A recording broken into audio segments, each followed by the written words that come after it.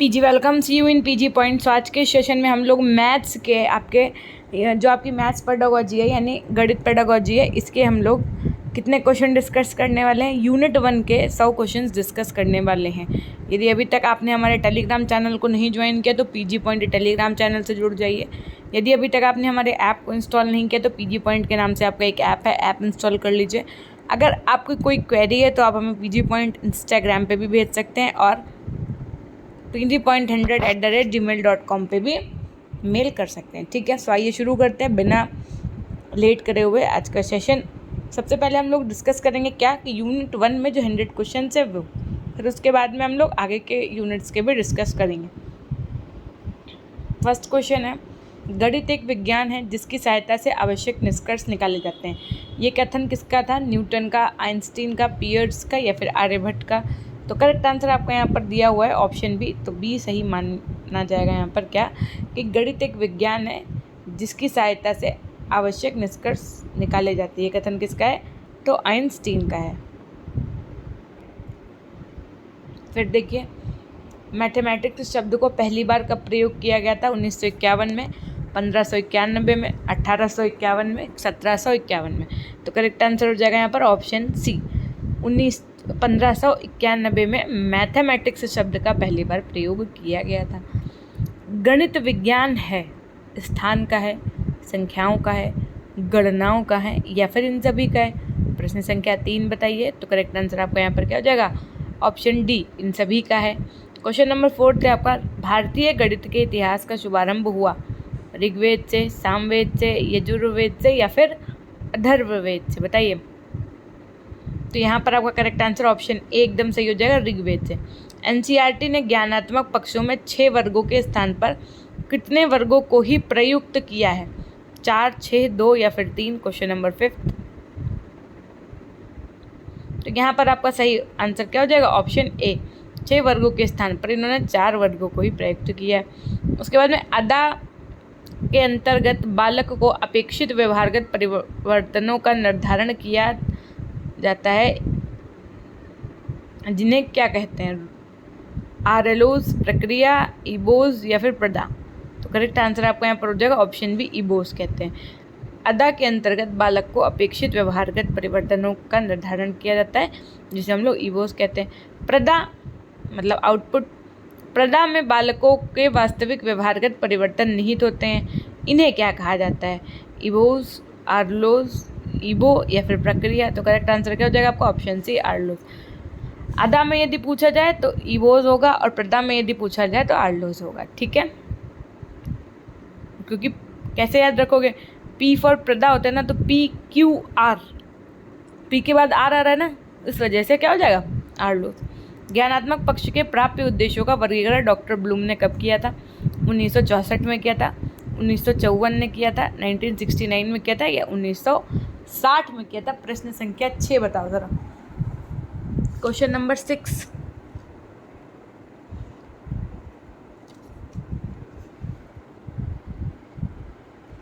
देखिए एक्चुअल में इसका आंसर 1956 होना चाहिए, लेकिन यहाँ पर अब 1956 है नहीं, तो ऑप्शन सी इन्होंने बताया कि करेक्ट होगा, है ना।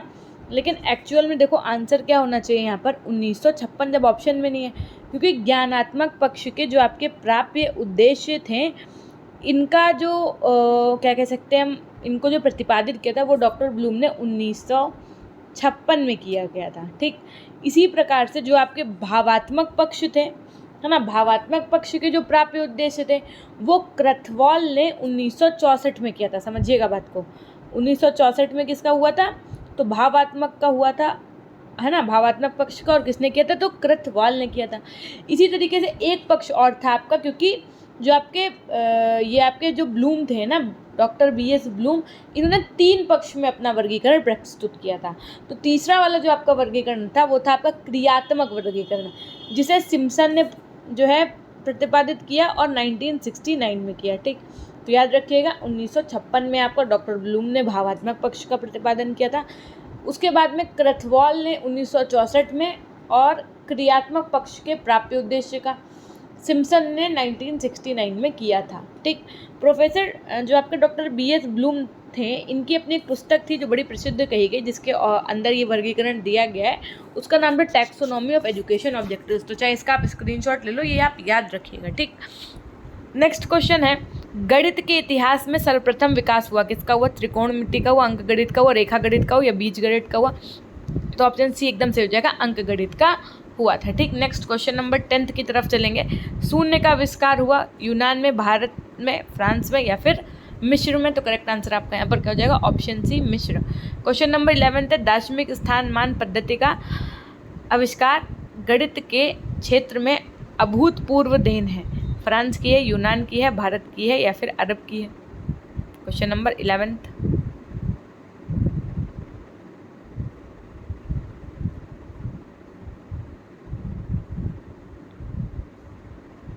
तो यहाँ पर आपका करेक्ट आंसर हो जाएगा ऑप्शन बी, भारत की देन है। उसके बाद में क्या, नेपोलियन के कथन गणित की उन्नति तथा वृद्धि की संपन्नता से संबंधित है। ये गणित का कौन सा मूल्य दृष्टिगोचर होता है? सामाजिक, सांस्कृतिक, बौद्धिक या फिर नैतिक? की गणित की उन्नति तथा वृद्धि देश की संपन्नता पर निर्भर है। तो ये आपका करेक्ट आंसर हो जाएगा ऑप्शन सी, सांस्कृतिक मूल्य पर निर्भर करता है। हागबेन के अनुसार गणित सभ्यता का दर्पण है। ये कथन गणित के किस मूल्य को दर्शाता है? अंतर्राष्ट्रीय मूल्य को। ये किससे संबंधित है पूछा गया है ना, सामाजिक मूल्य से या फिर सांस्कृतिक मूल्य से या फिर अनुशासन संबंधी मूल्य से? Question number 13। तो करेक्ट आंसर आपका यहाँ पर हो जाएगा ऑप्शन सी, एकदम से हो जाएगा सांस्कृतिक मूल्य से। गणित की सर्वप्रथम विकसित शाखा कौन सी है आपकी? अंक गणित, बीज गणित, सांख्यिकी या फिर ज्यामिति? तो करेक्ट आंसर आपका यहाँ पर क्या हो जाएगा? ऑप्शन ए एकदम सही हो जाएगा, अंक गणित। 1 से 9 तक के अंकों को हिंदसा कहते हैं। भारत के लोग, फ्रांस के लोग, अमेरिका के लोग या फिर अरब के लोग? तो करेक्ट आंसर आपका हो जाएगा ऑप्शन डी, अरब के लोग 1 से 9 तक के संख्या के अंकों को हिंदसा कहते हैं। मुख्य रूप से रेखा गणित का विकास कब हुआ? वैदिक काल में, मध्यकाल में, उत्तर वैदिक काल में या उत्तर मध्यकाल में? तो करेक्ट आंसर हो जाएगा आपको ऑप्शन बी, उत्तर वैदिक काल में। निम्नलिखित गणितज्ञों में प्राचीनतम गणितज्ञ कौन है आपके? श्रीधर, आर्यभट्ट प्रथम, महावीर या फिर नारायण पंडित? तो क्वेश्चन नंबर 17 का करेक्ट आंसर हो जाएगा आपका ऑप्शन सी, आर्यभट्ट प्रथम जो है वो आपके इनमें से प्राचीनतम गणितज्ञ हैं। पृथ्वी गतिशील और सूर्य स्थिर है, ये सर्वप्रथम प्रतिपादित करने वाले गणितज्ञ कौन थे आपके? भास्कर प्रथम, श्रीधराचार्य, ब्रह्मगुप्त या फिर आर्यभट्ट प्रथम? तो करेक्ट आंसर हो जाएगा आपका ऑप्शन डी, देखो दिया है यहाँ पे, आर्यभट्ट प्रथम। इसी के साथ में चलेंगे क्वेश्चन नंबर 19 की तरफ। गणित जो 33 वर्ष की आयु में मृत्यु को प्राप्त हुए थे वो कौन थे? रेनी डेकार्ट, आर्यभट्ट प्रथम, रामानुजम या फिर प्रूबलेट? तो करेक्ट आंसर हो जाएगा आपका यहाँ पर क्वेश्चन नंबर 19 का ऑप्शन बी, रामानुजम जो है वो गणितज्ञ आपके जो 33 वर्ष की आयु में मृत्यु को प्राप्त हो गए थे वो आपके कौन थे? रामानुजम। क्वेश्चन नंबर 20 है आपका, लघुगणक का आविष्कार काल क्या है? सुलभ एवं वेदांग ज्योतिष काल, सूर्य प्रज्ञप्ति काल, पूर्व मध्यकाल या फिर मध्यकाल? तो करेक्ट आंसर हो जाएगा ऑप्शन बी का, ऑप्शन बी, क्वेश्चन नंबर 20 का ऑप्शन बी एकदम, सूर्य प्रज्ञप्ति काल। भारतीय अंक गणित का प्राचीनतम ग्रंथ क्या है? सिद्धांत ग्रंथ, जातक ग्रंथ, संहिता ग्रंथ या फिर वक्षाली हस्त ग्रंथ? तो करेक्ट आंसर आपको यहाँ पर क्या हो जाएगा? ऑप्शन डी, वक्षाली हस्त ग्रंथ। वर्तमान त्रिकोणमिति का विस्तृत वर्णन मिलता है? क्वेश्चन नंबर 22, सूर्य सिद्धांत में, महासिद्धांत में, ब्रह्मस्फुट सिद्धांत में या फिर सिद्धांत ग्रंथ में? तो करेक्ट आंसर हो जाएगा आपका ऑप्शन ए, सूर्य सिद्धांत में। एलिमेंट्स नामक पुस्तक के लेखक कौन थे? थेल्स, यूक्लिड, आर्किमिडीज या फिर गैलीलियो? तो करेक्ट आंसर आपका हो जाएगा ऑप्शन सी, यूक्लिड जो है वो एलिमेंट्स नामक पुस्तक के लेखक थे। डे का मान 3.1416 ज्ञात किया गया। भास्कर प्रथम ने, आर्यभट्ट प्रथम ने, भास्कर द्वितीय ने या आर्यभट्ट द्वितीय ने? नेक्स्ट क्वेश्चन देखिए ज़रा, क्वेश्चन नंबर 26, पाई का मान ज्ञात किया था, किसने किया था? आर्यभट्ट प्रथम ने, ब्रह्मगुप्त ने, आर्यभट्ट द्वितीय ने या फिर श्रीपति श्री ने? तो करेक्ट आंसर हो जाएगा आपका ऑप्शन ए, आर्यभट्ट प्रथम ने। गणितज्ञ जिन्होंने डिफरेंशियल कैलकुलस का कार्य किया था, यूक्लिड ने, पाइथागोरस ने, न्यूटन ने या फिर भास्कराचार्य ने? तो करेक्ट आंसर हो जाएगा आपका यहाँ पर ऑप्शन डी, भास्कराचार्य ने। गणितज्ञ एक ऐसे गणितज्ञ थे जिन्होंने डिफरेंशियल कैलकुलस पर कार्य किया था। आपने डिफरेंशियल इक्वेशन, डिफरेंशिएशन सब अपने 12th में पढ़ रखा होगा, इवन ग्रेजुएशन में भी। गणितज्ञ जो प्रायः सुबह 11 बजे तक सोते थे वे कौन थे? आर्यभट्ट, रेने देकार्ते, रामानुजम या फिर यूक्लिड। तो करेक्ट आंसर हो जाएगा आपका ऑप्शन सी। क्या हो जाएगा? Option C, Rene Descartes. ज्येष्ठ देव की रचना सिद्धांत तत्व विवेचक है, क्रिया क्रम करी है या फिर युक्ति भाषा की है या फिर सम्राट सिद्धांत। ज्येष्ठ देव की रचना है ऑप्शन बी, युक्ति भाषा। क्रिया क्रम करी के रचयिता थे शंकर पार्श्व, ज्येष्ठ देव, श्रीपति मिश्र या फिर माधव। Question number 30। तो करेक्ट आंसर हो जाएगा आपका ऑप्शन ए, शंकर पार्श्व। ज्ञानात्मक उद्देश्य को व्यवहारिक रूप में लिखने का श्रेय किसको जाता है? रॉबर्ट मैगर को, ब्लूम को, कर्थवाल को या फिर सिम्पसन को। तो करेक्ट आंसर हो जाएगा आपका ऑप्शन ए, ज्ञानात्मक उद्देश्यों को व्यवहारिक रूप में लिखने का श्रेय जाता है रॉबर्ट मैगर को। क्वेश्चन नंबर 32 है, उद्देश्यों का वर्गीकरण किस रूप में होता है? श्रृंखलाबद्ध, सूचीबद्ध, क्रमबद्ध या फिर इनमें से कोई नहीं। तो उद्देश्यों का वर्गीकरण जो है वो आपका क्रमबद्ध रूप में होता है। RCEM प्रणाली द्वारा सभी उद्देश्यों को कितनी मानसिक क्रियाओं में प्रस्तुत किया गया है? 15, 16, 17 या फिर 18। तो करेक्ट आंसर हो जाएगा आपका ऑप्शन सी, 17। क्या हो जाएगा? ऑप्शन सी, 17। नवशतिका के लेखक कौन है? श्रीपति मिश्र, श्रीधराचार्य, नारायण पंडित या फिर श्री महावीराचार्य। तो करेक्ट आंसर हो जाएगा आपका नवशतिका के लेखक हैं आपके ऑप्शन बी, श्रीधराचार्य। जया, जिया बोलो हिंदी में या फिर साइन बोलो इंग्लिश में। साइन का प्रयोग सर्वप्रथम किया किसने किया था? साइन का सर्वप्रथम प्रयोग अरब वासियों ने, भारतीयों ने, यूनानियों ने या फिर मिस्रवासियों ने। तो करेक्ट आंसर आपका यहाँ पर क्या हो जाएगा? ऑप्शन सी, भारतीयों ने। साइन, कॉस, टैन, थीटा जो होते हैं ना, उनमें से साइन की बात की गई जया की। गणित विज्ञान है संख्याओं का, स्थान का, गणनाओं का या उक्त सभी का। तो करेक्ट आंसर हो जाएगा आपका किसका? उक्त सभी का। नेक्स्ट क्वेश्चन, गणितज्ञ जो प्रायः 11 बजे तक सोते थे वो कौन थे आपके? तो वो थे आपके रेने देकार्ते। गणितज्ञ जिसने पैराबोला, हाइपरबोला शब्दों का प्रयोग किया वे कौन थे आपके? लीलावती, यूक्लिड, पाइथागोरस या फिर रामानुजम। तो करेक्ट आंसर हो जाएगा आपका ऑप्शन सी, यूक्लिड एक ऐसे थे इन्होंने पैराबोला, हाइपरबोला के विषय में प्रयोग किए थे। निर्देशांक ज्यामिति का संबंध है लीलावती से, यूक्लिड से, रेने देकार्ते से, पाइथागोरस से।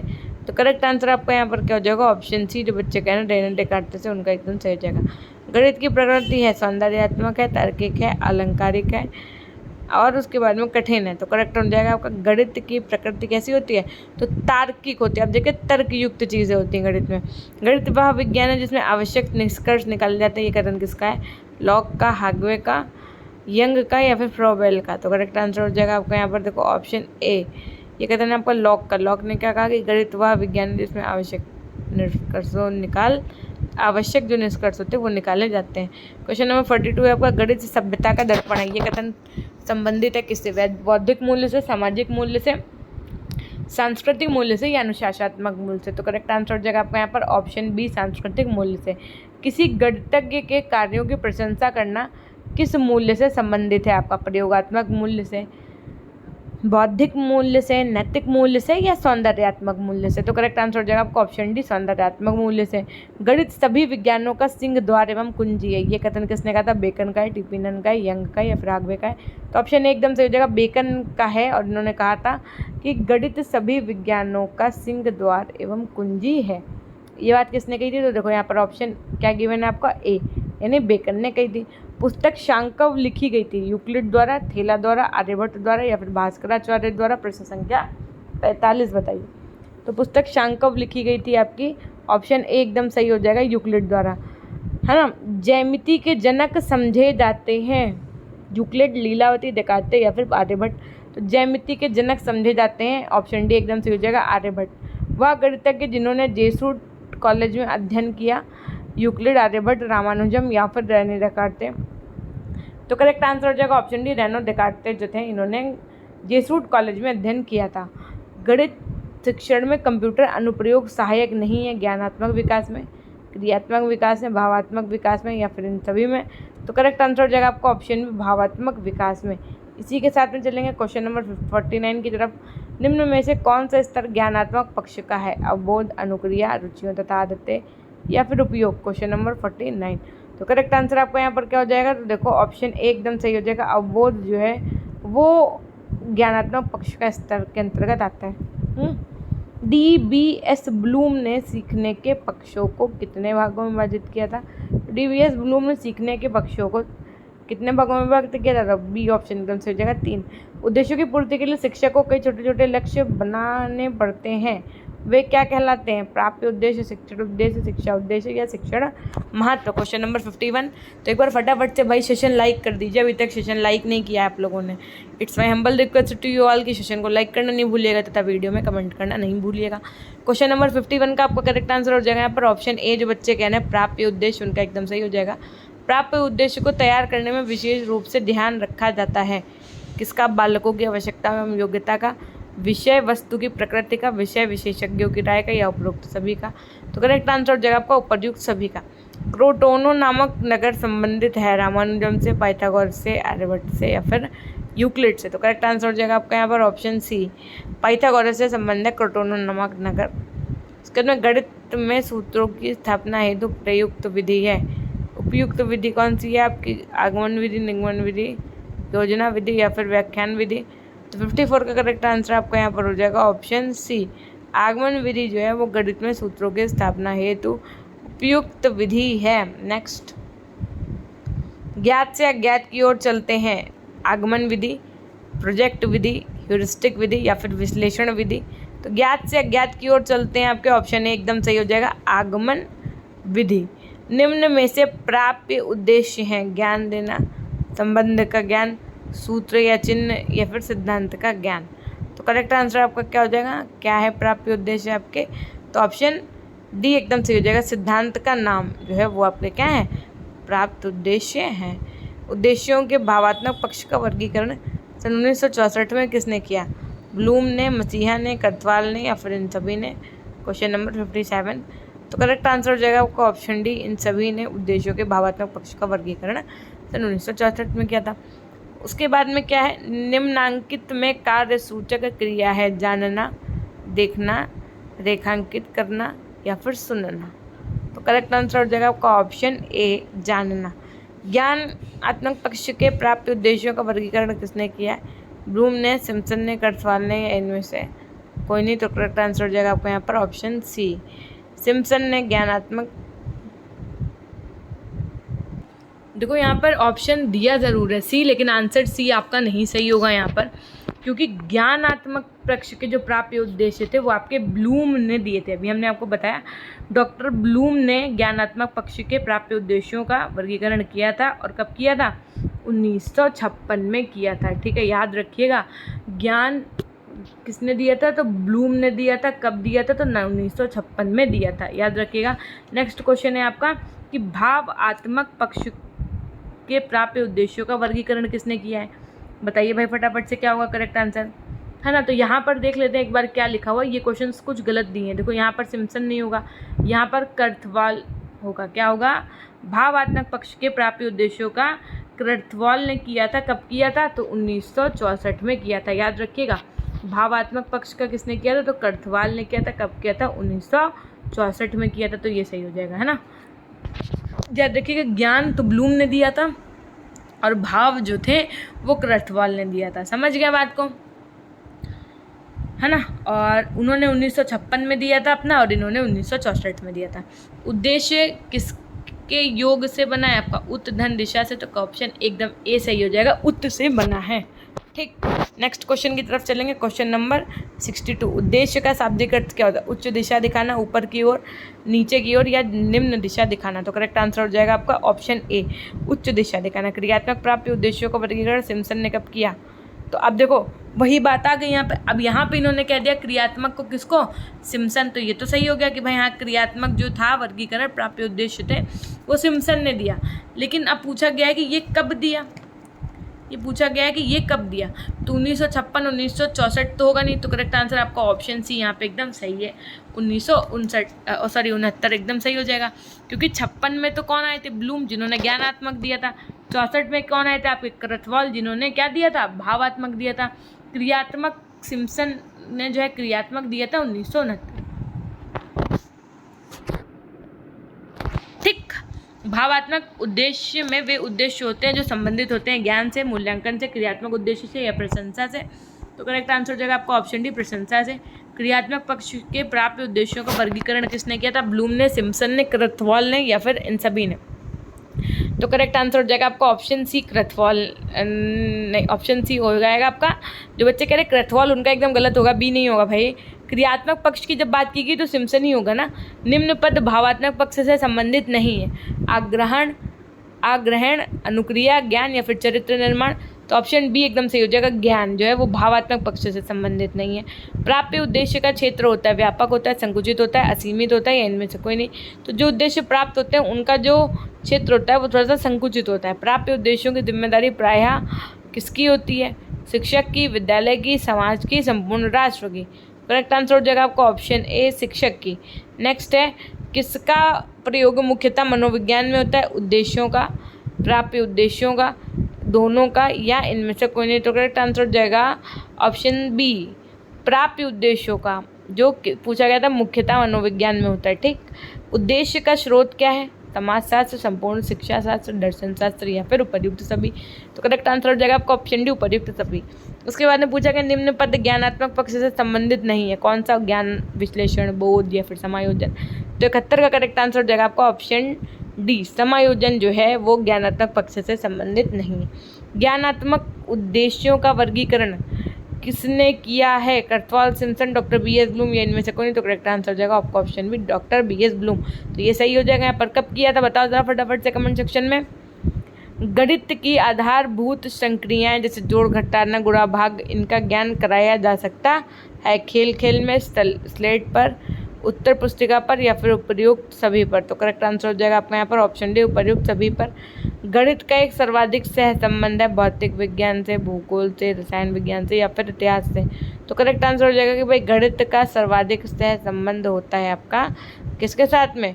ऑप्शन ए के साथ में गिवन है कि भाई भौतिक विज्ञान, फिजिकल साइंस के साथ। उसके अंदर फर्ग्यूसन के अनुसार सह संबंध का उद्देश्य है दो चरों में। दो चर आपके कौन से हैं भाई? मात्रा ज्ञान करना, अंतर ज्ञात करना, संबंध ज्ञात करना या इनमें से कोई नहीं? तो करेक्ट आंसर हो जाएगा आपका ऑप्शन ए, मात्रा ज्ञान करना। उसके बाद में कि भाई पाठ्यक्रम के विषयों को इस प्रकार व्यवस्थित करना चाहिए जिससे एक विषय में शिक्षण के दूसरे विषय का शिक्षण सहायक हो। ये कथन किसका? बेकन का, अरस्तू का, हर्बर्ट का या फिर आर्यभट्ट का? तो करेक्ट आंसर हो जाएगा यहाँ पर ऑप्शन बी, हर्बर्ट का।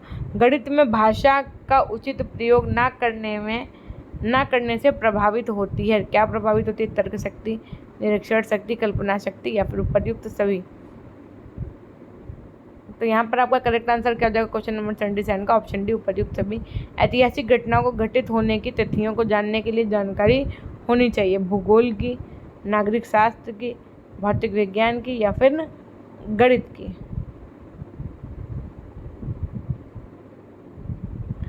तो करेक्ट आंसर हो जाएगा आपका यहाँ पर ऑप्शन डी, गणित की। गणित शब्द का शाब्दिक अर्थ क्या है? वह शास्त्र जिसमें गणना की प्रधानता हो, वह शास्त्र जिसमें संपर्कता की प्रधानता हो, वह शास्त्र जिसमें ज्ञान की प्रधानता हो या इनमें से कोई नहीं? तो ऑप्शन ए एकदम सही हो जाएगा आपका, वह शास्त्र जिसमें गणना की प्रधानता हो। प्रश्न संख्या 80 है आपका। सभी ये कथन किस आयोग से संबंधित है? कि सभी छात्रों को अनिवार्य रूप से सामान्य शिक्षा के भाग के रूप में प्रथम 10 वर्षों तक गणित पढ़ाई जानी चाहिए। ये कथन किस आयोग का है भाई? शिक्षा आयोग का, कोठारी आयोग का, माध्यमिक आयोग का या इनमें से कोई नहीं? प्रश्न संख्या 80। तो करेक्ट आंसर हो जाएगा आपका ऑप्शन सी, कोठारी आयोग का। क्वेश्चन नंबर 51 है, का प्रथम वर्ग क्या है? तो करेक्ट आंसर हो जाएगा आपका ऑप्शन बी, का प्रथम वर्ग यानी स्क्वायर पूछा था। तो उसके बाद में देखो के यहाँ पर लिखा था भाई का की पावर -1, का की पावर 2, बोलते ना के का स्क्वायर, तो भाई का वर्ग पूछा है यहाँ पे। ठीक है, क्यूब हो जाएगा। तो महान गणितज्ञ रामानुजन का संबंध किस काल से? वर्तमान, मध्य, उत्तर मध्य या फिर पूर्व मध्य? तो करेक्ट आंसर हो जाएगा ऑप्शन है वर्तमान काल से। वैदिक काल में महापद्म का संबंध आधुनिक काल की किस संख्या से है बताइए? तो करेक्ट आंसर हो जाएगा आपका ऑप्शन बी, 10 अरब से। पियाजे के संप्रदाय निर्माण की कितनी अवस्थाएं? 2, 4, 5 या फिर 3? तो पियाजे के संप्रदाय निर्माण की कितनी अवस्थाएं? ऑप्शन बी एकदम सही हो जाएगा, 4 अवस्थाएं। पियाजे की किस अवस्था में बालक स्वकेंद्रित न होकर दूसरों के संपर्क में ज्ञान अर्जित करता है? तो किससे होता है? ऑप्शन बी एकदम सही हो जाएगा, पूर्व से, क्रियात्मक अवस्था में। पियाजे के किस अवस्था में बालक विद्यालय जाना प्रारंभ कर देते हैं? औपचारिक संक्रियात्मक अवस्था, पूर्व से क्रियात्मक अवस्था में, अमूर्त संक्रियात्मक अवस्था में, संवेदी पेशीय अवस्था में। 86 का करेक्ट आंसर हो जाएगा आपका ऑप्शन सी, अमूर्त संक्रियात्मक अवस्था में। नेक्स्ट क्वेश्चन की तरफ चलेंगे, क्वेश्चन नंबर 87। पियाजे की किस अवस्था में बालक तार्किक चिंतन, समस्या समाधान की क्षमता, समझ वास्तविक अवास्तविक में अंतर करने में समर्थ हो जाता है? औपचारिक संक्रियात्मक में, पूर्व से संक्रियात्मक उसमें, अमूर्त संक्रियात्मक अवस्था या फिर संवेदी पेशी अवस्था? तो करेक्ट आंसर आपका हो जाएगा यहाँ पर देखो ऑप्शन ए गिवन है ना, तो ए एकदम सही हो जाएगा। निम्न में भौतिक सिद्धांतों के गणितीय पक्ष कौन से? ठोस की यांत्रिकी, क्वांटम यांत्रिकी, सांख्यिकी यांत्रिकी या उपर्युक्त सभी? तो करेक्ट आंसर हो जाएगा आपको उपर्युक्त सभी। क्वेश्चन नंबर 89 है, उत्तर मध्य के प्रमुख गणितज्ञ हैं भास्कराचार्य, नारायण पंडित, नीलकंठ या फिर उपर्युक्त सभी? तो करेक्ट आंसर हो जाएगा आपका यहाँ पर उपर्युक्त सभी। निम्न में वर्तमान काल से संबंधित गणितज्ञ हैं श्री रामानुजम, सुधाकर द्विवेदी, नरसिंह बापुदेव शास्त्री या फिर उपर्युक्त सभी? करेक्ट आंसर हो जाएगा आपका ऑप्शन डी, उपर्युक्त सभी। नेक्स्ट क्वेश्चन नंबर 91 देखो जरा, निम्न में गणित की विशेषताएं क्या हैं? गणित के ज्ञान का आधार,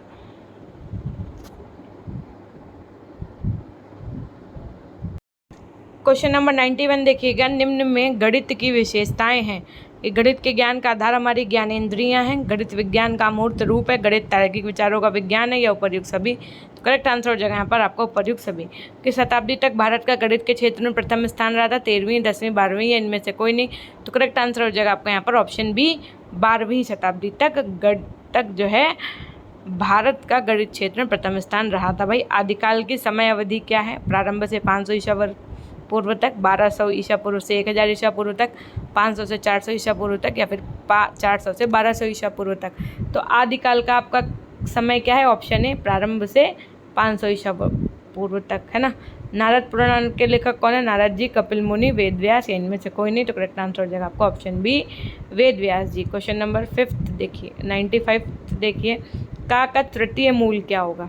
तो का तृतीय मूल का आंसर आपका ऑप्शन ए एकदम सही हो जाएगा।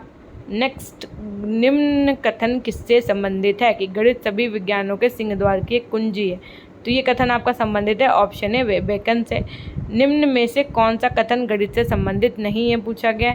गणित मापतौल तथा दिशा का विज्ञान है, गणित एक अमूर्त अवस्था का अध्ययन है, गणित ज्ञान प्राप्त परिणामों की अन्य परिस्थितियों में जांच का विज्ञान है, या फिर गणित में निष्कर्ष निकाले जाते हैं? तो करेक्ट आंसर हो जाएगा ऑप्शन सी, कि गणित का जो संबंधित कथन नहीं है वो ये है कि गणित ज्ञान प्राप्त परिणामों की परिस्थितियों में जांच का विज्ञान है। ठीक, उसके बाद में क्वेश्चन नंबर 98 देखो, क्या जल्दी से कर लो भाई अब, कि प्राप्त परिणामों की अन्य परिस्थितियों में जांच का विज्ञान क्या कहलाता है आपका? तो वैज्ञानिक विज्ञान।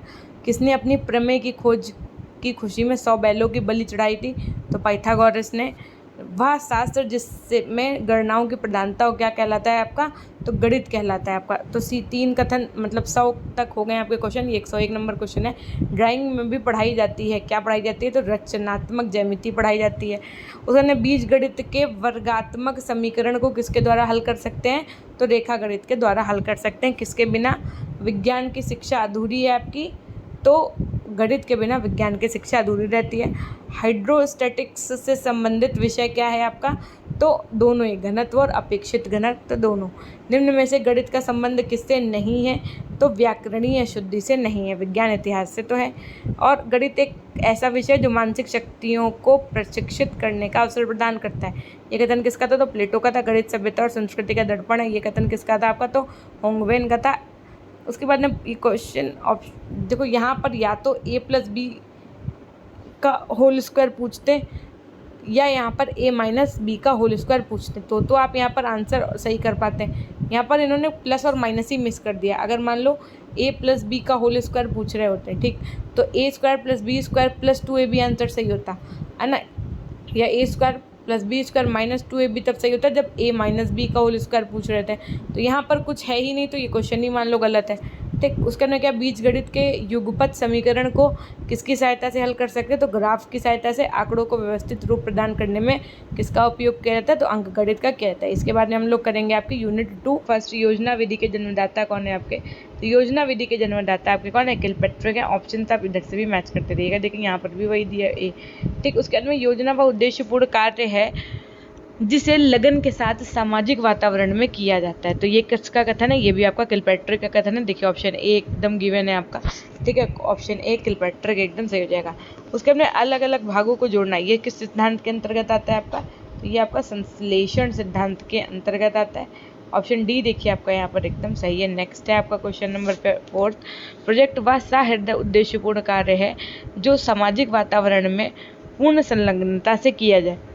ये किसका कथन है आपका? ब्लूम का, जॉन डीवी का, क्रो एंड क्रो का या किलपैट्रिक का? तो करेक्ट आंसर आपका क्या हो जाएगा? ऑप्शन डी किलपैट्रिक एकदम सही हो जाएगा। इसी के साथ में चलेंगे क्वेश्चन नंबर 5 की तरफ।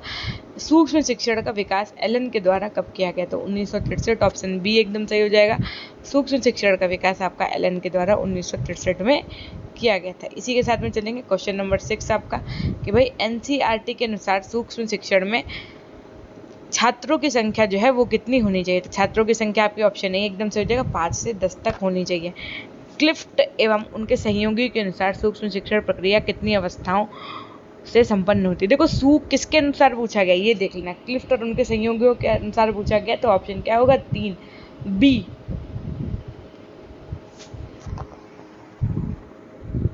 इधर भी आपका ऑप्शन बी ही गिवन है। गणित में सूत्रों की स्थापना हेतु उपयुक्त विधि कौन सी है आपके?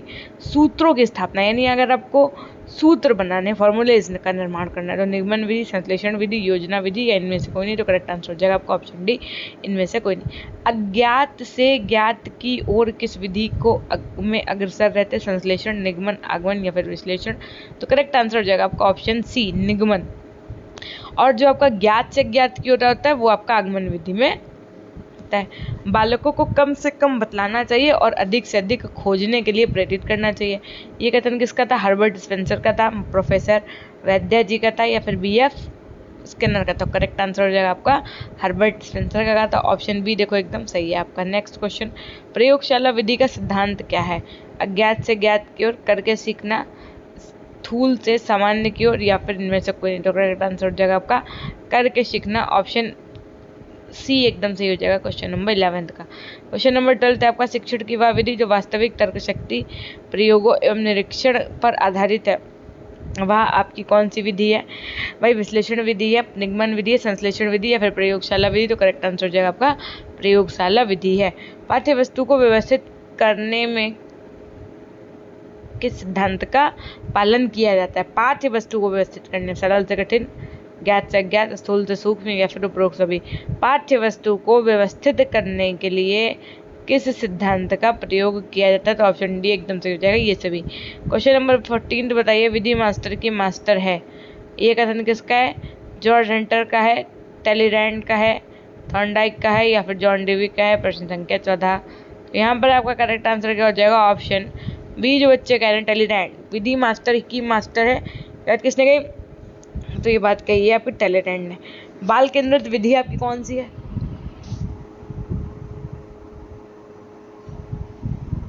एक बार फटाफट से सेशन लाइक कर दीजिए जिन बच्चों ने सेशन लाइक नहीं किया है।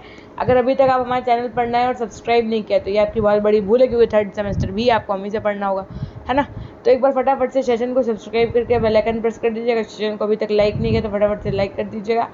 और अगर अभी तक आप हमारे टेलीग्राम चैनल से नहीं जुड़े हैं तो पीजी पॉइंट सर्च करके टेलीग्राम चैनल से जुड़ जाइएगा। तो यहाँ पर आपका करेक्ट आंसर क्या हो जाएगा? समस्या समाधान विधि, योजना विधि, इंटरनेट के द्वारा सीखना, ये सभी आपकी क्या है? बाल केंद्रित विधि है।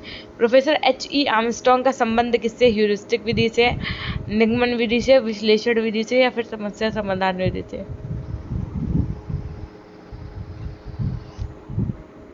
तो क्वेश्चन नंबर 16 का करेक्ट आंसर हो जाएगा आपका ऑप्शन डी, समस्या समाधान विधि से आपकी प्रोफेसर H.E. आर्मस्ट्रांग का संबंध। नेक्स्ट क्वेश्चन आपका, तुति पृष्ठ का संबंध है रेखीय अनुदेशन से, अवरोह अनुदेशन से, साखी अनुदेशन से या फिर शिक्षण मशीन से? Question number 17। तो यहाँ पर आपका करेक्ट आंसर हो जाएगा ऑप्शन ए, रेखीय अनुदेशन से त्रुटि पृष्ठ का संबंध है। प्रश्न संख्या 18 क्या है आपकी? आगमन विधि से संबंधित नहीं है। क्या नहीं संबंधित है आगमन विधि से?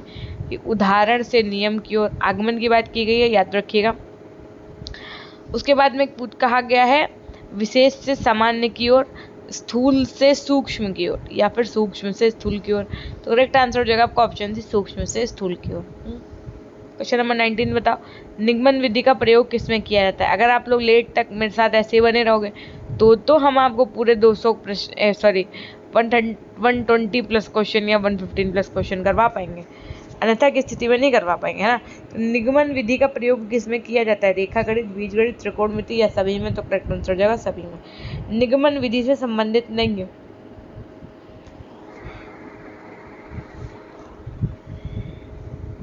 क्या नहीं संबंधित है? सूक्ष्म से स्थूल की ओर, प्रमाण से प्रत्यक्ष की ओर, सामान्य से विशिष्ट की ओर या फिर विशेष से सामान्य की ओर। निगमन विधि के लिए पूछा गया है प्रश्न, तो विशेष ध्यान दीजिएगा। और क्वेश्चन में कहा है नहीं है ना, नहीं है भी बोला गया, तो याद रखिएगा। करेक्ट आंसर हो जाएगा आपका ऑप्शन डी, विशेष से सामान्य की ओर। 500 का 5% वार्षिक ब्याज दर की 2 वर्ष का ब्याज कितना होगा? ब्याज को हम लोग सिंपल इंटरेस्ट SI से लिखते हैं। SI का फॉर्मूला होता था P/R/T/100। P का मतलब होता था प्रिंसिपल आउट, जिसे आप मूलधन कहते थे। R का मतलब होता था रेट की दर, और T का मतलब होता था टाइम यानी कि समय। तो ब्याज बराबर क्या हो जाएगा? देखो, ब्याज बराबर हो जाएगा आपका 500 × 5 × 2/100। ठीक, तो ये 0 0, ये 50 दूना 100, 2 से तो कट गया। तो करेक्ट आंसर क्या हो जाएगा आपका? बताओ भाई। तो ये 5 बचा, ये 5 बचा, तो 5 5 क्या हो जाएगा? 25। नहीं, एक मिनट, देखो भाई, SI बराबर क्या था? P/R/T/100। तो 500 × 5 × 2/100। ठीक है, PRT/100 हो गई, ये से ये कट गया। 5 × 5 × 2 बचा, तो 5 5 25, 25 2 50 हो जाएगा आपका करेक्ट आंसर। ठीक है, उसके बाद देखो जरा, किस विधि में बालक स्वयं सीखने एवं सूत्रों का निर्धारण करते हैं जिससे उनमें आत्मविश्वास का विकास हो?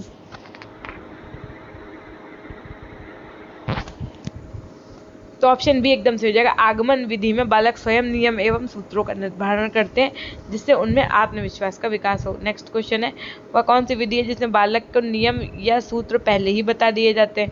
तो करेक्ट आंसर हो जाएगा ऑप्शन ए, निगमन विधि, क्योंकि नियम से उदाहरण की तरफ चलती है, तो इसमें बच्चों को पहले ही नियम और सूत्र बता दिए जाते हैं। क्वेश्चन नंबर 24 है आपका, निम्न में छात्र केंद्रित विधि कौन सी? आगमन, निगमन, प्रयोगशाला, या इनमें से कोई नहीं? तो करेक्ट आंसर हो जाएगा आपका ऑप्शन सी, जबकि आगमन विधि है वो आपकी कैसी विधि है? केंद्रित विधि है। निम्न में से कौन सा दृश्य सामग्री का उदाहरण है? दृश्य, रेडियो है, टेप रिकॉर्डर है, फिल्म है, या फिर प्रतिरूप है? कौन सा दृश्य सामग्री का उदाहरण है? बहुत बच्चों को तो यहाँ पर प्रतिरूप का मतलब ही नहीं पता होगा। क्यों? प्रतिरूप यानी कि फोटोकॉपी। तो करेक्ट आंसर आपका ऑप्शन डी ही होगा। यहाँ पर देखो, आपको मैम फिल्म भी तो हो सकता है बेटा, फिल्म जो है वो दृश्य श्रव्य उदाहरण के अंतर्गत आ जाएगा ना, यहाँ पर सिर्फ दृश्य पूछा गया था। टेलीविजन क्या है आपकी? एक दृश्य सामग्री है, दृश्य श्रव्य सामग्री है, श्रव्य है, या इनमें से कोई नहीं? तो टेलीविजन में क्या है भाई? ऑप्शन सी एकदम सही हो जाएगा आपका। यहाँ पर दृश्य श्रव्य दोनों ही सामग्री होती है। निम्नलिखित में से श्रव्य सामग्री कौन सी है? सुनने वाली, रेडियो, मानचित्र, दूरदर्शन, या फिर चलचित्र? तो करेक्ट आंसर हो जाएगा आपका ऑप्शन सी, रेडियो। उसके बाद में निम्न में से कौन सी विधि करके सीखने पर आधारित है? निगमन विधि, आगमन विधि, प्रयोगशाला विधि, या इनमें से कोई नहीं? करके सीखने पर आधारित विधि कौन सी है? तो करके सीखने पर व्यवहार आधारित जो आपकी विधि है वो आपकी कौन सी है? तो ऑप्शन बी एकदम सही है, प्रयोगशाला विधि। योजना विधि के जन्मदाता कौन है? बताओ भाई। Sir William Kilpatrick, Ballard, Parker, professor Stevenson, सबको पता होगा। ऑप्शन ए एकदम सही है, सर विलियम किलपैट्रिक। प्रोजेक्ट व उद्देश्यपूर्ण कार्य जिसे लगन के साथ साथ सामाजिक वातावरण में भी किया जाता है। Question number 30। तो करेक्ट आंसर आपका पता है क्या होगा?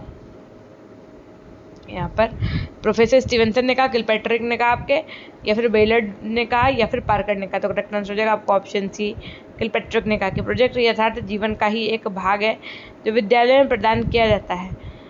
ये कथन किससे संबंधित है?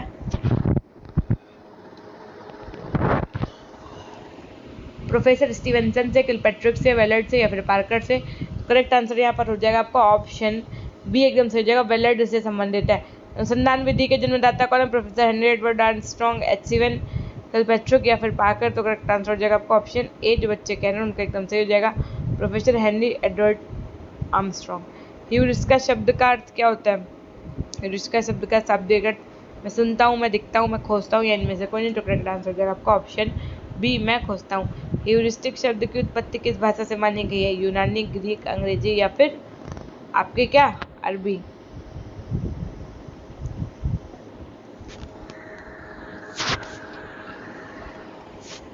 तो ह्यूरिस्टिक शब्द की उत्पत्ति आपकी मानी गई है ऑप्शन सी एकदम सही हो जाएगा, ग्रीक से मानी गई। कहाँ से मानी गई है? ग्रीक से मानी गई। दृश्य श्रव्य सामग्री कितने प्रकार की होती है? 2, 4 या फिर 5 या फिर 3? दृश्य श्रव्य सामग्री, तो ऑप्शन आपका एकदम करेक्ट क्या हो जाएगा? ऑप्शन बी एकदम सही हो जाएगा, 3 प्रकार की, है ना। बुलेटिन बोर्ड व प्लेनर बोर्ड दृश्य साधन है, श्रव्य दृश्य साधन है, श्रव्य साधन है, या इनमें से कोई नहीं? दृश्य श्रव्य सामग्री कितने प्रकार की होती है? आपने देख लिया, ऑप्शन बी 3 प्रकार की होती है। यहाँ पर आपका करेक्ट आंसर हो जाएगा ऑप्शन ए दृश्य साधन।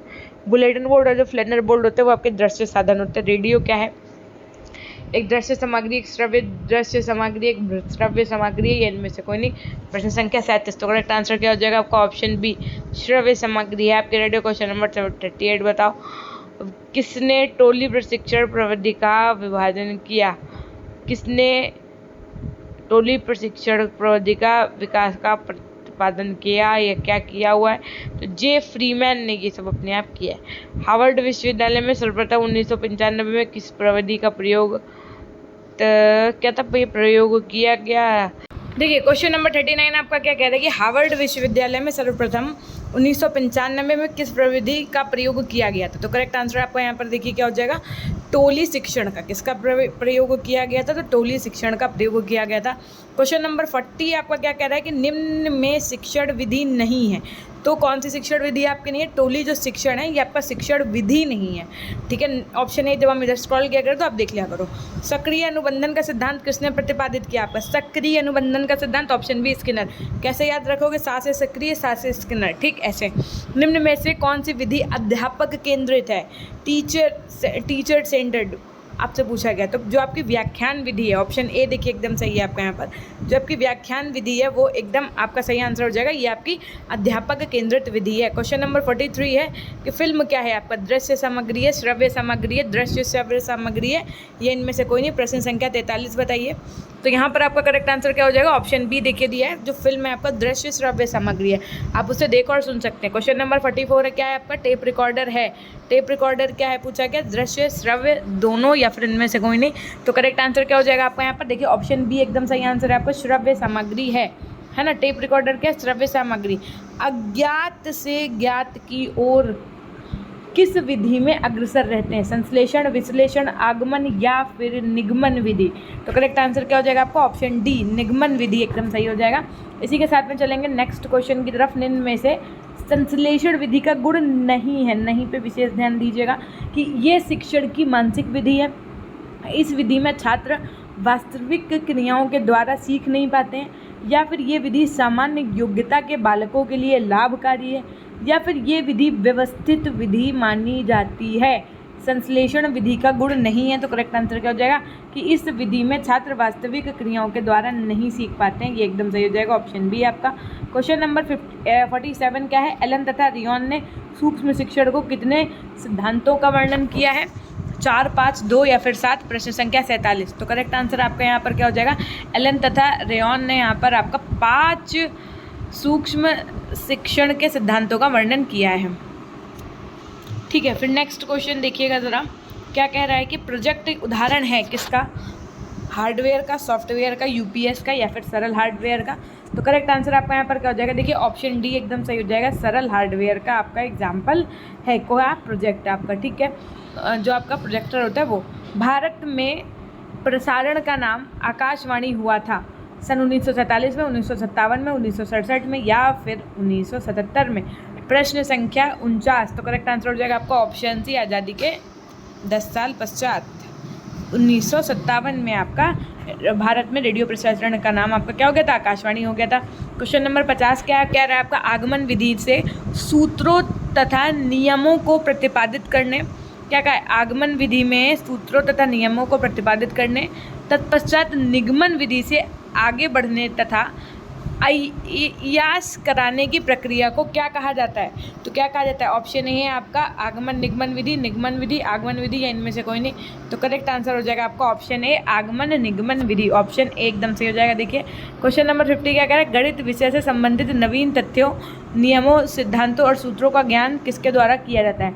निगमन विधि के द्वारा, व्याख्यान विधि के द्वारा, आगमन विधि के द्वारा या फिर प्रयोगशाला विधि के द्वारा। पूछा क्या गया क्वेश्चन में कि गणित विषय से संबंधित जो आपके नए तथ्य होते हैं, नियम होते हैं, सिद्धांत होते हैं, सूत्र होते हैं, इनका ज्ञान किस विधि के द्वारा किया जाता है, ये बताना है आपको। तो करेक्ट आंसर आपका यहाँ पर क्या हो जाएगा?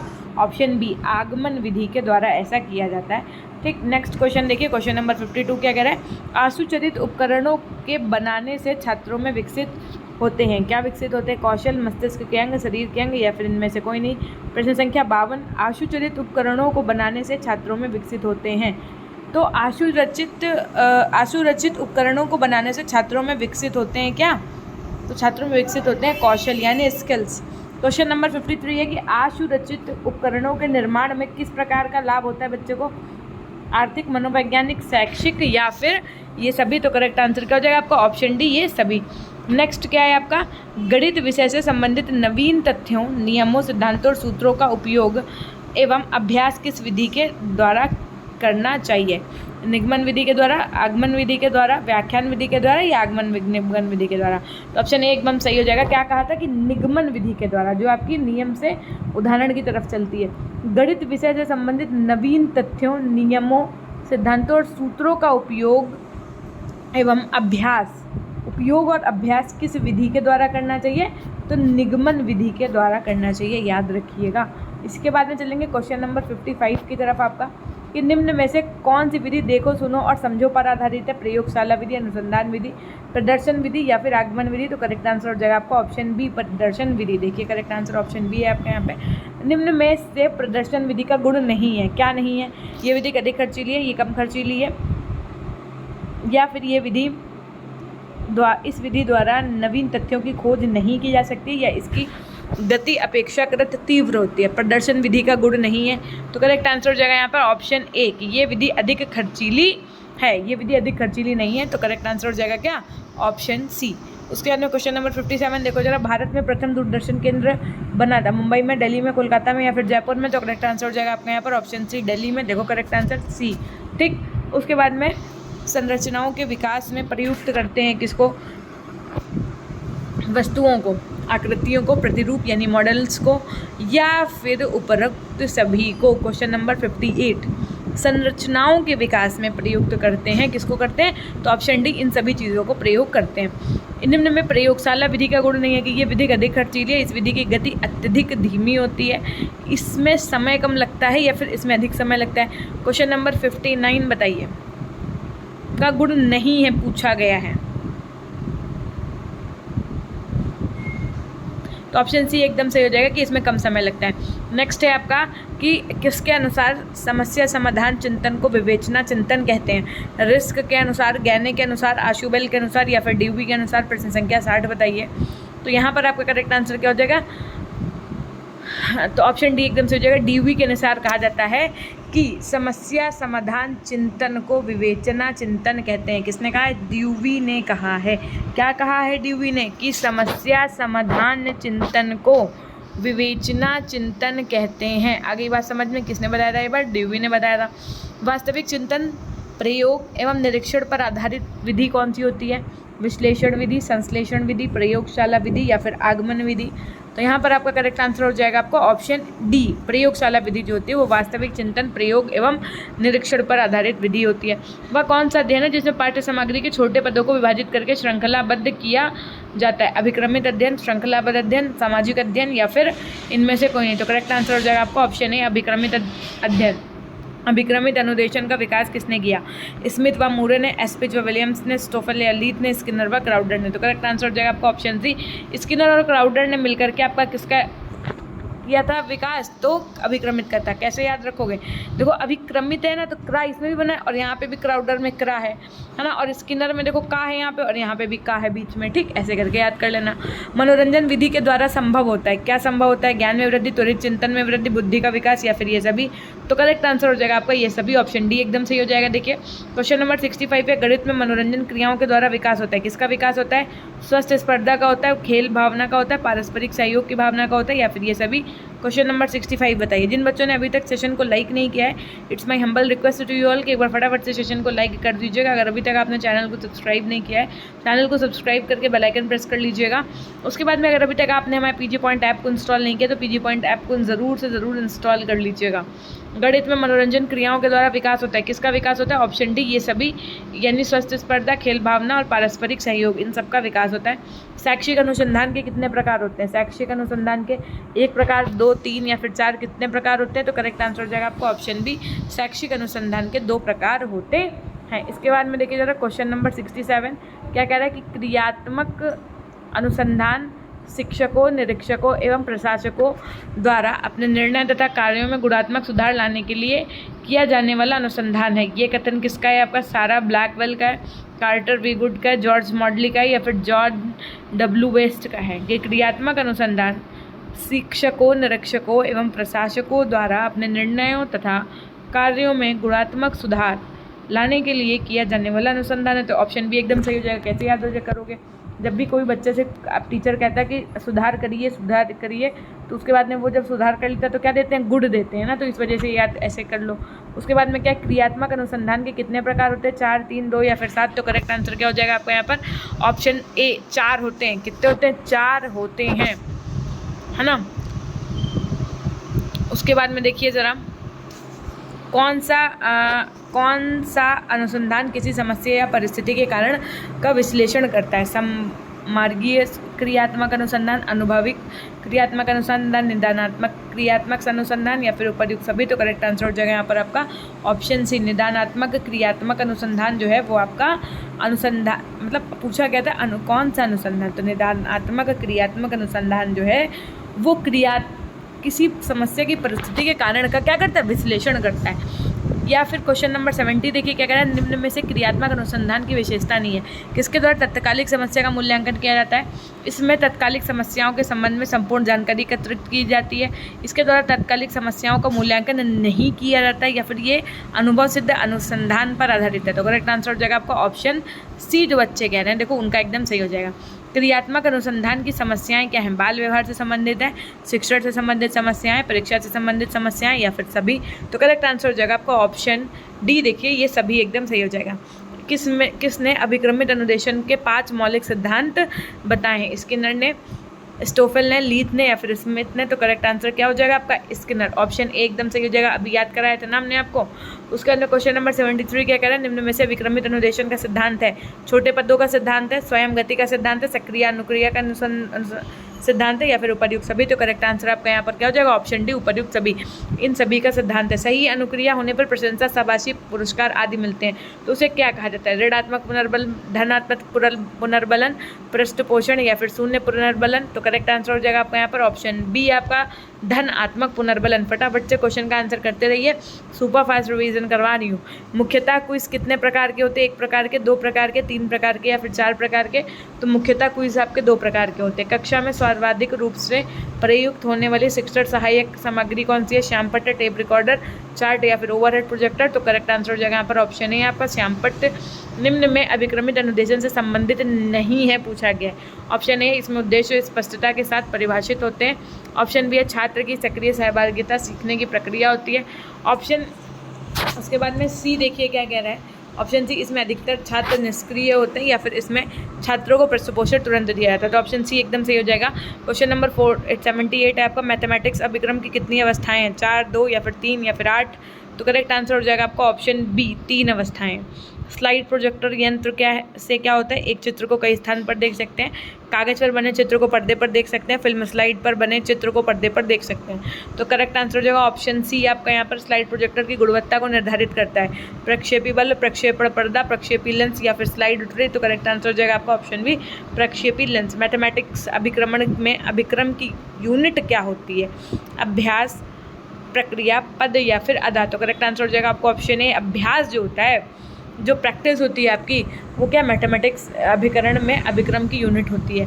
निम्न में अभिक्रमित अध्ययन सामग्री की विशेषता नहीं है पूछा गया है। इसमें एक समय में केवल एक ही व्यक्ति सीखता है। इसमें पाठ्य सामग्री के छोटे से छोटे अंशों को विभाजित किया जाता है। अभिक्रमित अनुदेशन प्रणाली मनोवैज्ञानिक अधिगम सिद्धांत पर आधारित होती है।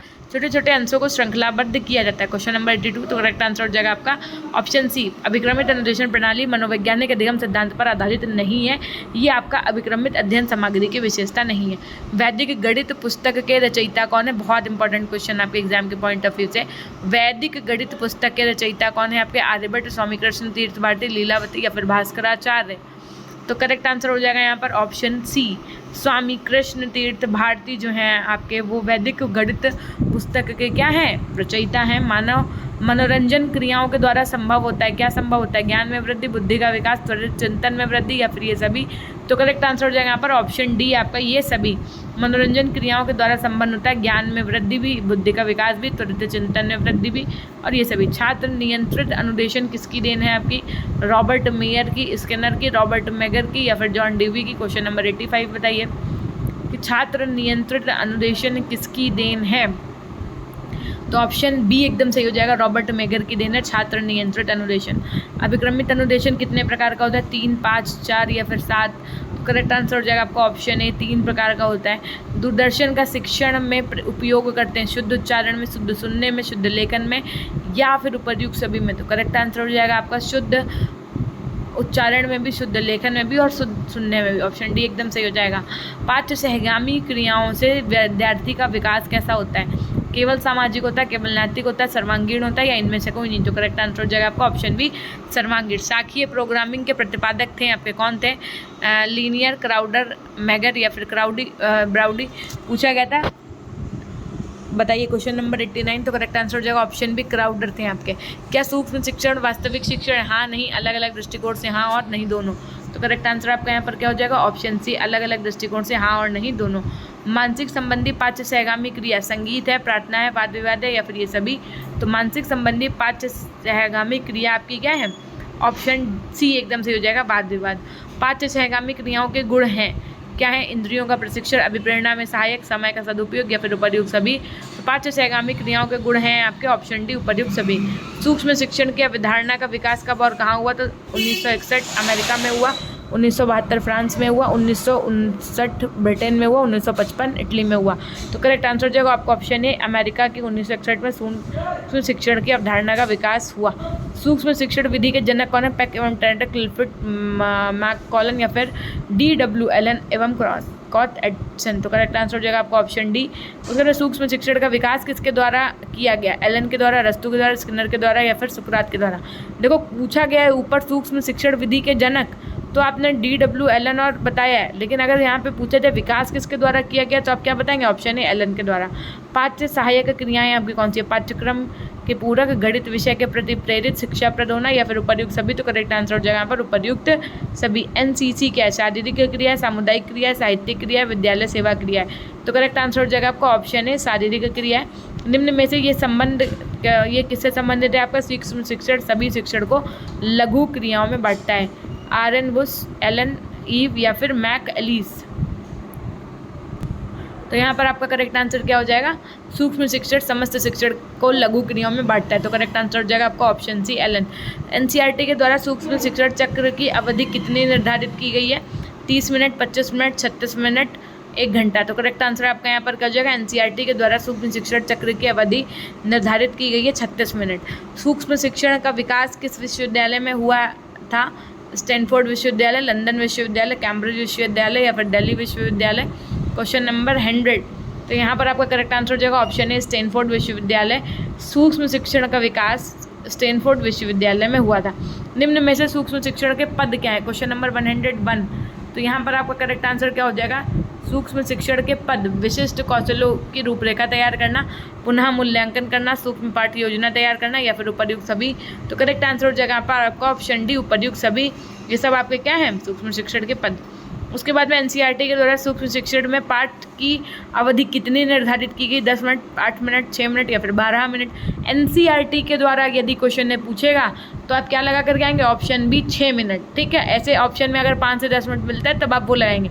एनसीईआरटी के द्वारा पूछेगा तो 6 मिनट। सूक्ष्म शिक्षण चक्र के पदों का सही क्रम क्या है? बताओ। योजना शिक्षण, प्रतिपुष्टि, पुनः या फिर प्रतिपुष्टि, पुनः प्रशिक्षण या फिर पुनः प्रतिपुष्टि या फिर योजना शिक्षण, प्रतिपुष्टि, पुनः पाठ योजना, पुनः शिक्षण, योजना शिक्षण, प्रतिपुष्टि, पुनः शिक्षण, पुनः पाठ योजना। तो करेक्ट आंसर हो जाएगा ऑप्शन बी, योजना, फिर शिक्षण, मतलब पहले प्लान बनाओ, फिर उसको शिक्षण, उसका शिक्षण करिए, फिर उसकी प्रतिपुष्टि करिए, फिर पुनः पाठ्य योजना बनाइए, फिर पुनः शिक्षण करिए। तो ऑप्शन बी एकदम सही हो जाएगा। 5 से सहगामी क्रियाओं में होने चाहिए, क्या होने चाहिए? छात्रों की सहभागिता, प्रधानाचार्य की सहभागिता, अध्यापकों की सहभागिता या फिर इनमें से सभी की सहभागिता। तो करेक्ट आंसर हो जाएगा आपका ऑप्शन है, छात्रों की सहभागिता होनी चाहिए 5 से सहगामी क्रियाओं में। ठीक है, साहित्यिक क्रिया क्या है आपकी? योगासन, पुस्तकालय कार्य का संगठन, फोटोग्राफी या फिर प्राथमिक शिक्षा। Question number 105। तो करेक्ट आंसर हो जाएगा आपका ऑप्शन भी, पुस्तकालय कार्य का संगठन। ये आपका क्या है? साहित्यिक क्रिया है। निम्न में से सूक्ष्म शिक्षण के गुण क्या हैं आपके? कि इसमें शिक्षण व्यवहार को प्रमुख स्थान दिया गया है, ये सरलीकृत प्रशिक्षण पृष्ठभूमि प्रदान करता है, ये मुख्य भूमिका छात्र अध्यापक की होती है या फिर उपर्युक्त सभी। तो करेक्ट आंसर हो जाएगा आपका ऑप्शन डी, उपर्युक्त सभी। ये क्या है? सूक्ष्म शिक्षण के गुण है। निम्न में से सूक्ष्म शिक्षण की उपयोगिता नहीं है। व्यावसायिक परिपक्वता अर्जित करना, सूक्ष्म निरीक्षण प्रशिक्षण का सतत साधन है या फिर सूक्ष्म शिक्षण पर्यवेक्षण के नवीन स्वरूप का आयोजन नहीं करती या फिर सूक्ष्म शिक्षण का स्वमूल्यांकन प्रक्रिया। तो करेक्ट आंसर हो जाएगा आपका यहाँ पर ऑप्शन सी, सूक्ष्म शिक्षण पर्यवेक्षण के नवीन स्वरूप का आयोजन नहीं करती है। अनुसंधान का शाब्दिक अर्थ क्या है? लक्ष्य का अनुगामी होना, बार बार खोजना, लक्ष्य का पश्चगामी होना या इनमें से कोई नहीं। अनुसंधान का शाब्दिक अर्थ क्या है? तो अनुसंधान का शाब्दिक अर्थ है लक्ष्य का अनुगामी होना।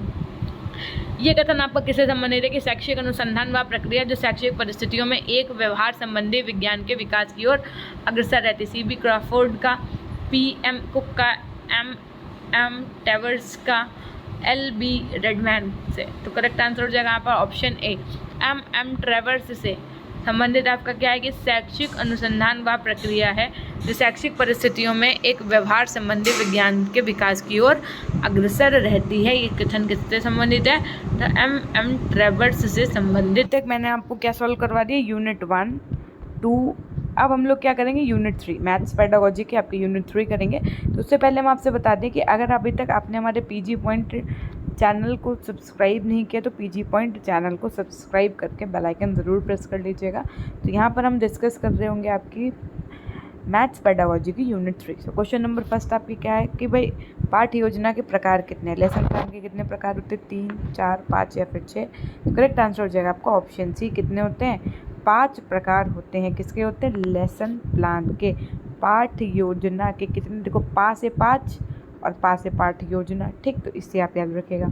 निम्नलिखित में से कौन सा हर्बर्ट की पाठ्य योजना का पद नहीं है? प्रस्तावना, प्रस्तुतिकरण, विशिष्टीकरण या फिर प्रयोग। क्वेश्चन में पूछा गया हर्बर्ट की पाठ्य योजना, जो हर्बर्ट ने अपना लेसन प्लान दिया उसमें कौन सा पद नहीं है? तो ऑप्शन सी एकदम सही हो जाएगा आपका।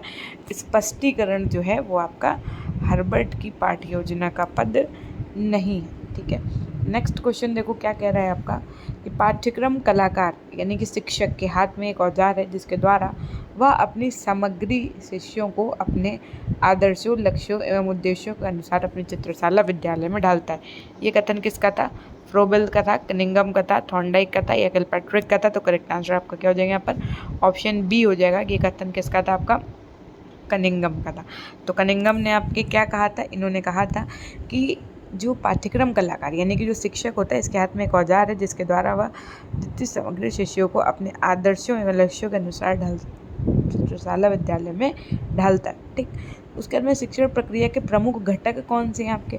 बताइए। टीचिंग जो आपकी प्रोसेस है इसके जो मेन कंपोनेंट्स है वो कौन से हैं? छात्र और पाठ्यक्रम है, शिक्षक और छात्र, या फिर शिक्षक छात्र पाठ्यक्रम में, या फिर शिक्षक एवं पाठ्यक्रम में। Question number 4।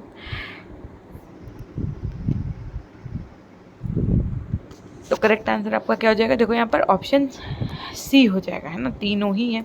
नेक्स्ट क्वेश्चन देखो जरा, पाठ्यक्रम का अर्थ क्या है आपका? पाठ्य सामग्री, विद्यालय परिस्थितियाँ में कार्य एवं अनुभव, या फिर विभिन्न अवधारणाओं से प्रकरण, या फिर उपर्युक्त सभी। तो करेक्ट आंसर आपका यहाँ पर क्या हो जाएगा? ऑप्शन डी एकदम से हो जाएगा, उपर्युक्त सभी। अब बताओ ज़रा, नेक्स्ट क्वेश्चन है आपका, पाठ्यक्रम की उत्पत्ति हुई है, कहाँ से हुई है? लैटिन भाषा से हुई है, जर्मन भाषा से हुई है, फ्रेंच से हुई है, या इनमें से कोई नहीं? क्वेश्चन नंबर 6 आपका क्या होगा? फटाफट से बताओ ज़रा। पाठ्यक्रम की उत्पत्ति हुई है, तो यहाँ पर आपका करेक्ट आंसर क्या हो जाएगा? Option A. तो पाठ्यक्रम की जो उत्पत्ति हुई है वो आपकी लैटिन भाषा से हुई। क्वेश्चन नंबर 7 बताइए, पाठ्य योजना जो होती है उसके कितने उपागम है? 5, 4, 7 या फिर 10? Question number 7। तो करेक्ट आंसर आपका क्या हो जाएगा? Option B. अगर उपागम की बात की तो कितने हो जाएंगे आपके? 7 हो जाएंगे, है ना। उसके अंदर क्वेश्चन नंबर 8 बताइए जरा, पाठ्य योजना संबंधी मूल्यांकन उपागम दिया गया हर्बर्ट द्वारा, ब्लूम के द्वारा, मॉरिसन के द्वारा, या फिर स्पेंसन के द्वारा? Question number 8।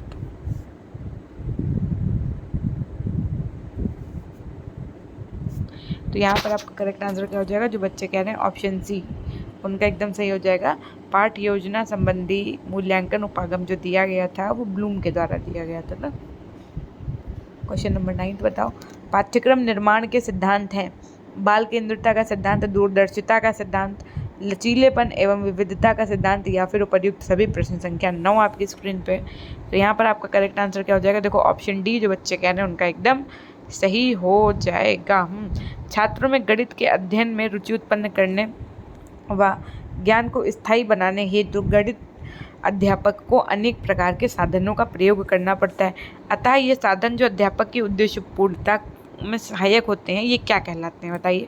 तो करेक्ट आंसर आपका क्या दिया? देखिए ऑप्शन डी, वो सहायक साधन, सदृश्य सामग्री, शिक्षण सामग्री सभी कहलाते हैं। निम्न कथन किससे संबंधित है? क्या है कथन? तो देखिए जरा, कथन है आपका कि ऐसी समस्त सामग्री जो कक्षा में किसी भी शिक्षण परिस्थिति में लिखित अथवा मौखिक शब्दों को समझने में सहायक सिद्ध होती है। दृश्य सब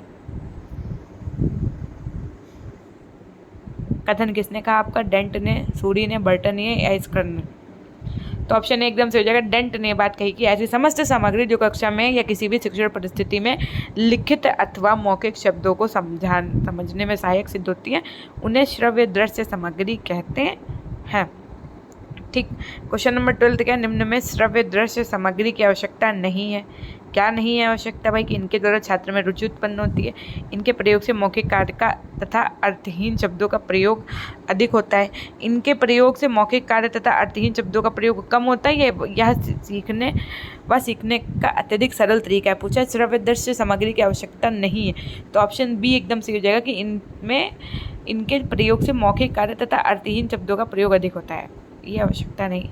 किस पाठ्यक्रम को क्रिया केंद्रित तथा शिल्पकला केंद्रित पाठ्यक्रम भी कहते हैं? ऑप्शन ए है आपका कोर पाठ्यक्रम, ऑप्शन बी अनुभव केंद्रित, ऑप्शन सी विषय प्रधान पाठ्यक्रम। तो करेक्ट आंसर आपका क्या हो जाएगा? ऑप्शन बी अनुभव केंद्रित पाठ्यक्रम जो होता है उसको क्रिया केंद्रित या शिल्पकला केंद्रित पाठ्यक्रम भी कहते हैं। क्वेश्चन नंबर 14 क्या है कि निम्न में पाठ्यक्रम निर्माण के सिद्धांत क्या है? सामाजिक एवं सांस्कृतिक मूल्यों का सिद्धांत, उच्च कक्षाओं की आवश्यकता पूर्ति का सिद्धांत, उपयोगिता का सिद्धांत, या उपर्युक्त सभी। Question number 14। तो निम्न में पाठ्यक्रम निर्माण का सिद्धांत आपके कौन से? ऑप्शन डी एकदम से हो जाएगा, उपर्युक्त सभी। पाठ्यक्रम का अर्थ क्या है? प्रकरण, विषय वस्तु, विद्यालय परिस्थितियों में क्रियाएं एवं अनुभव, या फिर ये सभी। क्वेश्चन नंबर 15 बताओ जरा, पाठ्यक्रम का अर्थ है, तो यहाँ पर आपका करेक्ट आंसर क्या हो जाएगा? ऑप्शन डी एकदम सही हो जाएगा। देखो पाठ्यक्रम में प्रकरण, विषय वस्तु, विद्यालय परिस्थितियों में क्रियाएं और अनुभव ये सब आ जाता है। पाठ्यक्रम आपका किस शब्द से, जो शब्द है इसकी उत्पत्ति कहाँ से? लैटिन से, फ्रेंच से, जर्मन से, या फिर हिंदी से? तो करेक्ट आंसर हो जाएगा आपका ऑप्शन है लैटिन से। पाठ्यक्रम आवश्यक होता है व्यवहारगत परिवर्तन करने के लिए, अध्ययन अध्यापन के लिए, उद्देश्यों की पूर्ति करने के लिए, या इन सभी के लिए। क्वेश्चन नंबर 17 आपका क्या कह रहा है? तो करेक्ट आंसर हो जाएगा आपका ऑप्शन डी, इन सभी के लिए। नेक्स्ट क्वेश्चन नंबर 18 बताओ जरा, श्रव्य दृश्य सामग्री को कितने समूहों में वर्गीकृत किया जा सकता है? 3 में, 4 में, 2 में, या 5 में?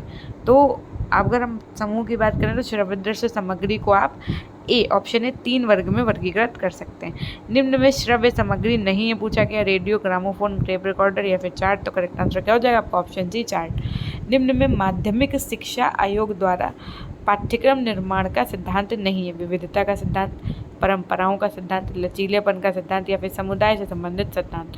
तो करेक्ट आंसर हो जाएगा आपका ऑप्शन क्या सही हो जाएगा यहाँ पर ऑप्शन सी। जो आपका परंपराओं का सिद्धांत है ये माध्यमिक शिक्षा आयोग द्वारा पाठ्यक्रम निर्माण का सिद्धांत नहीं है। पाठ्यक्रम शब्द की उत्पत्ति किससे हुई है, क्यूरिकुलम होता है ना इंग्लिश में, तो किससे हुई है, क्यूररे से, सेलर से, क्यूरी से या दौड़ के मैदान से। तो करेक्ट आंसर हो जाएगा ऑप्शन ए, क्यूररे शब्द से हुई है। क्वेश्चन नंबर 22 देखिएगा ज़रा, कह रहा है कि निम्न में से दृश्य सामग्री नहीं है, मॉडल नहीं है, स्लाइड्स नहीं है, चार्ट नहीं है।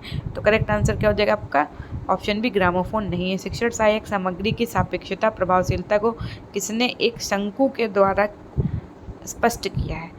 डेंट ने, एडगर डेल ने, बर्टन ने या शूरी ने। तो करेक्ट आंसर हो जाएगा ऑप्शन सी, एडगर डेल ने क्या किया था, शिक्षण सहायक सामग्री की सापेक्षिक प्रभावशीलता को एक शंकु के माध्यम से स्पष्ट किया था।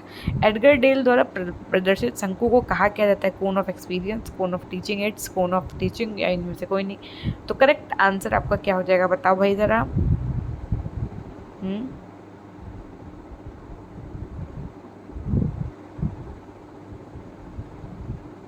तो करेक्ट आंसर हो जाएगा आपका option A, cone of experience कहा जाता है। शिक्षक का मित्र किसे कहा जाता है, सहायक सामग्री को, रेखा आकृतियों को, श्यामपट्ट को या फिर चार्ट को। प्रश्न संख्या 25 बताओ ज़रा, शिक्षक का मित्र किसे कहा जाता है?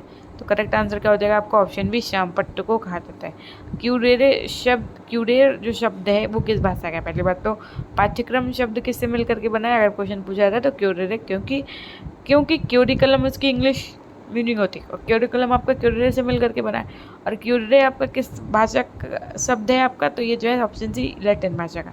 क्यूरेरे जो शब्द है इसका अर्थ क्या होता है, घास का मैदान, हरा मैदान या दौड़ का मैदान। तो ऑप्शन बी एकदम से हो जाएगा, दौड़ का मैदान। आरंभ में शिक्षक अपने शिक्षण को रोचक एवं प्रभावपूर्ण बनाने के लिए किस पर निर्भर रहता है? चौक एवं टॉक पर, वस्तु एवं नमूनों पर, चार्ट एवं ग्राफ पर या फिर चित्र एवं मानचित्र पर। तो करेक्ट आंसर हो जाएगा आपका ऑप्शन ए, चाक एवं टॉक पर। शिक्षण सामग्री के प्रकार आपके कौन से, श्रव्य सामग्री, श्रव्य दृश्य सामग्री या फिर ये सभी। तो करेक्ट आंसर हो जाएगा आपका ऑप्शन डी, ये सभी। निम्न में से श्यामपट्ट का प्रयोग गणित में किसके लिए किया जा सकता है? चार्ट, ग्राफ तथा सारणी के लिए, रेखा आकृतियों को बनाने के लिए, नियम, सूत्र, सिद्धांत या प्रमेय को सिद्ध करने के लिए, उपर्युक्त सभी के लिए। तो करेक्ट आंसर हो जाएगा आपका ऑप्शन डी, उपर्युक्त सभी के लिए। बहुत बढ़िया, एक और फटाफट से सेशन को लाइक और कर दीजिए आप लोग, it's my humble request to everyone. Next question number 31 देखो जरा, निम्न में श्रव्य दृश्य सामग्री नहीं है। पहला ऑप्शन कक्षा कक्ष फिल्म, औद्योगिक फिल्म, समाचार संबंधी फिल्म या फिर ग्रामोफोन। तो करेक्ट आंसर हो जाएगा आपका ऑप्शन डी, ग्रामोफोन जो है वो आपका श्रव्य दृश्य नहीं, केवल दृश्य सामग्री के अंतर्गत आता है। श्रव्य दृश्य सामग्री वह संवेदी पदार्थ या काल्पनिक वस्तुएं हैं जो अधिगम को प्रारंभ व प्रेरित करती हैं तथा उसे पुनर्बलन प्रदान करती हैं। किसने कहा ये? डेंट ने, कोचर ने, बर्टन ने या फिर आपका ऑप्शन डी है, किसने कहा? स्किनर ने। तो करेक्ट आंसर हो जाएगा आपका ऑप्शन बी, बर्टन ने बात कही थी। क्या कहा था? श्रव्य दृश्य सामग्री व संवेदीय पदार्थ या काल्पनिक वस्तुएं हैं जो अधिगम को प्रारंभ एवं प्रेरित करती हैं तथा उसे पुनर्बलन प्रदान करती हैं। प्रकरण के आधार पर पाठ्यक्रम का संगठन क्या कहलाता है? Question number 33। प्रकरण के आधार पर पाठ्यक्रम का संगठन क्या कहलाता है? ऑप्शन ए है आपका चक्राकार विधि, ऑप्शन बी है सकेंद्रीय विधि, ऑप्शन सी है आपका प्रकरण विधि, ऑप्शन डी है इनमें से कोई नहीं। तो करेक्ट आंसर क्या हो जाएगा आपका ऑप्शन बी, सकेंद्रीय विधि। पाठ्यक्रम का अर्थ क्या है आपका? विषय वस्तु, विद्यालय परिस्थितियों में क्रियाओं एवं अनुभव। ऑप्शन सी है आपका विभिन्न प्रत्ययों के से उपकरण, ऑप्शन डी है आपका उपर्युक्त सभी। पाठ्यक्रम का अर्थ क्या है? क्वेश्चन नंबर 34 बताइए ज़रा। पाठ्यक्रम का अर्थ है आपका ऑप्शन डी, उपर्युक्त सभी। नेक्स्ट है, कक्षा में जब अध्यापक श्यामपट्ट पर लिखते हैं तो उनकी पीठ कक्षा की तरफ हो जाती है। इस कारण शिक्षक छात्र संप्रेषण प्रभावशीलता कम हो जाती है। इसके निवारण के लिए किस उपकरण का प्रयोग किया जाना चाहिए? ओवरहेड प्रोजेक्टर, बुलेटिन बोर्ड, चलचित्र या फिर श्यामपट्ट। करेक्ट आंसर हो जाएगा आपका ऑप्शन है ओवरहेड प्रोजेक्टर। वह कौन सी पद्धति है जो सरल से कठिन की ओर तथा पूर्ण से अंश की ओर शिक्षण सूत्रों पर आधारित है? उपविषय, प्रासंगिक, सकेंद्रीय या इनमें से कोई नहीं? तो ऑप्शन बी एकदम सही हो जाएगा। सकेंद्रीय पद्धति आपकी ऐसी है जो सरल से कठिन तथा पूर्ण से अंश की ओर है। जब कक्षा में अध्यापक की दृष्टि से विषय वस्तु को व्यवस्थित करके शिक्षण किया जाता है तो उसे क्या कहा जाता है? पाठ्यचर्या कहा जाता है, पाठ्यवस्तु कहा जाता है या पाठ्यक्रम कहा जाता है? 37 का करेक्ट आंसर क्या हो जाएगा? जब कक्षा में अध्यापक की दृष्टि से विषय वस्तु को व्यवस्थित करके शिक्षण किया जाता है तो उसे क्या कहा जाता है? ऑप्शन ए पाठ्यचर्या कहा जाता है। निम्न कथन किससे संबंधित है? आपका कि पाठ्यक्रम को मानव जाति के समूचे ज्ञान एवं अनुभव का केंद्र बिंदु समझा जाना चाहिए। कनिंघम से, क्रो से, फ्रॉबल से या स्किनर से? क्वेश्चन नंबर 38 बताइए ज़रा। तो करेक्ट आंसर हो जाएगा आपका ऑप्शन बी, फ्रॉबल से। पाठ्यक्रम को मानव जाति के समूचे ज्ञान एवं अनुभव का केंद्र बिंदु समझा जाना चाहिए। ये आपको किसने कहा था? फ्रॉबल ने कहा था। किस पाठ्यक्रम का मुख्य उद्देश्य सामाजिक मूल्यों और समस्याओं पर विशेष रूप से ध्यान देना है? बाल केंद्रित पाठ्यक्रम, कोर पाठ्यक्रम, अनुभव केंद्रित पाठ्यक्रम या इनमें से कोई नहीं? तो करेक्ट आंसर क्या हो जाएगा आपका? ऑप्शन बी, कोर पाठ्यक्रम। क्वेश्चन नंबर 40 आपका क्या है? निम्न में गणित पाठ्यक्रम की विशेषता क्या है? शिक्षा की प्रक्रिया को व्यवस्थित करने में सहायक, समय एवं परिश्रम का दुरुपयोग, मूल्यांकन में सहायक ना होना, इनमें से कोई नहीं? Question number 40। अगर अभी तक आप हमारे पीजी पॉइंट टेलीग्राम चैनल से नहीं जुड़े तो पीजी पॉइंट टेलीग्राम चैनल से जुड़ जाइएगा। पीजी पॉइंट ऐप ने इंस्टॉल किया तो इंस्टॉल कर लीजिएगा, आगे आने वाले सेमेस्टर और पेपर्स के लिए आपके लिए इंपॉर्टेंट होगा। 40 का करेक्ट आंसर क्या हो जाएगा आपका? ऑप्शन ए, शिक्षा की प्रक्रिया को व्यवस्थित करने में सहायक है। नेक्स्ट है, किस पाठ्यवस्तु का मुख्य उद्देश्य छात्रों को विषय से संबंधित ज्ञान प्रदान करना तथा गणित विषय संबंधी समझ उनमें विकसित करना है? विषय केंद्रित पाठ्यक्रम, बाल केंद्रित पाठ्यक्रम, अनुभव केंद्रित पाठ्यक्रम या फिर कोर पाठ्यक्रम? क्वेश्चन नंबर 41 क्या है आपका? तो करेक्ट आंसर हो जाएगा आपका ऑप्शन है विषय केंद्रित पाठ्यक्रम। क्वेश्चन नंबर 42 कि किस पाठ्यक्रम का मुख्य उद्देश्य बालकों को विभिन्न विषयों की आवश्यकताओं, प्रवृत्तियों, मानसिक शक्तियों तथा उनके वातावरण का पूरा ध्यान रखना है? तो करेक्ट आंसर क्या हो जाएगा यहाँ पे? विषय केंद्रित पाठ्यक्रम, बाल केंद्रित पाठ्यक्रम या अनुभव केंद्रित या कोर पाठ्यक्रम? तो ऑप्शन बी एकदम सही हो जाएगा, बाल केंद्रित पाठ्यक्रम। क्वेश्चन नंबर 43 है, बहुमाध्यम केंद्र को क्या कहा जाता है? अनुदेशनात्मक सामग्री केंद्र, पाठ्य सामग्री केंद्र, अधिगम स्रोत केंद्र या फिर ये सभी? प्रश्न संख्या 43। तो करेक्ट आंसर क्या हो जाएगा आपका यहाँ पर? ऑप्शन डी, ये सभी, यानी अनुदेशनात्मक सामग्री केंद्र, अधिगम स्रोत केंद्र, पाठ्य सामग्री केंद्र, ये आपको बहुमाध्यम केंद्र को कहा जाता है। पाठ्यक्रम निर्माण से किस बात को मुख्य रूप से ध्यान में रखना चाहिए? शिक्षा के उद्देश्यों को, छात्रों की आवश्यकताओं, रुचियों एवं योग्यताओं को या फिर शिक्षण अनुसंधानों को या फिर ए व बी दोनों? तो 44 का आपका यहाँ पर करेक्ट आंसर क्या हो जाएगा यहाँ पर? ऑप्शन डी एकदम सही हो जाएगा, दोनों। पाठ्यक्रम निर्माण में किस बात के मुख्य रूप से ध्यान में रखना चाहिए? तो शिक्षा के उद्देश्यों को भी और छात्रों की आवश्यकताओं, रुचियों एवं योग्यताओं को भी। अभिभावक अपने बालकों के लिए अध्यापकों से आशा करते हैं निष्पक्ष व्यवहार की, योग्यता एवं ज्ञान की, सहानुभूति एवं प्रेम की या फिर दोनों की? ऑप्शन ए और बी दोनों। प्रश्न संख्या 45 बताइए। तो अभिभावक अपने बालकों के लिए अध्यापक से आशा करते हैं, ऑप्शन डी दोनों की। जब आपके छात्र उन्नति करते हैं तो आप कैसा महसूस करते हैं? आत्मसंतोष की भावना, ईर्ष्या की भावना, प्रसन्नता की भावना या फिर आत्मग्लानि की भावना? तो करेक्ट आंसर आपका यहाँ पर क्या हो जाएगा? ऑप्शन ए, आत्मसंतोष की भावना। नैतिक शिक्षा का उत्तरदायित्व होना चाहिए स्कूल के ऊपर, अभिभावक के ऊपर, समाज के ऊपर, धर्मगुरु के ऊपर? करेक्ट आंसर हो जाएगा आपका ऑप्शन है स्कूल के ऊपर। नर्सरी स्कूलों की शुरुआत किसने की थी? डाल्टन ने, फ्रॉबल ने, जॉन डेवी ने, एनी बेस्टर ने? तो करेक्ट आंसर हो जाएगा आपका ऑप्शन सी, फ्रॉबल ने। विद्यालय में खेलों के आयोजन का उद्देश्य क्या होता है? छात्राओं को किसी कार्य में लगाना, शरीर को हष्ट-पुष्ट बनाना, प्रतियोगी खेलों के लिए तैयारी करना, बालक का सर्वांगीण विकास करना? तो करेक्ट आंसर हो जाएगा आपका ऑप्शन डी, बालक का सर्वांगीण विकास करना। अभिभावक मुलाकात दिवस की सबसे अधिक आवश्यकता पड़ती है प्राइमरी कक्षाओं में, सेकेंडरी कक्षाओं में, माध्यमिक कक्षाओं में या फिर कॉलेजेस में? तो करेक्ट आंसर हो जाएगा ऑप्शन है प्राइमरी कक्षाओं में। भारत में शिक्षित बेरोजगारी का मुख्य कारण क्या है? सरकार की रोजगार के लिए ठोस नीति का न होना, शिक्षा का व्यापक प्रसार, उद्देश्यहीन शिक्षा या फिर घटिया स्तर की शिक्षा? तो करेक्ट आंसर हो जाएगा आपका ऑप्शन से उद्देश्यहीन शिक्षा। ठीक, क्वेश्चन नंबर 52 देखो जरा।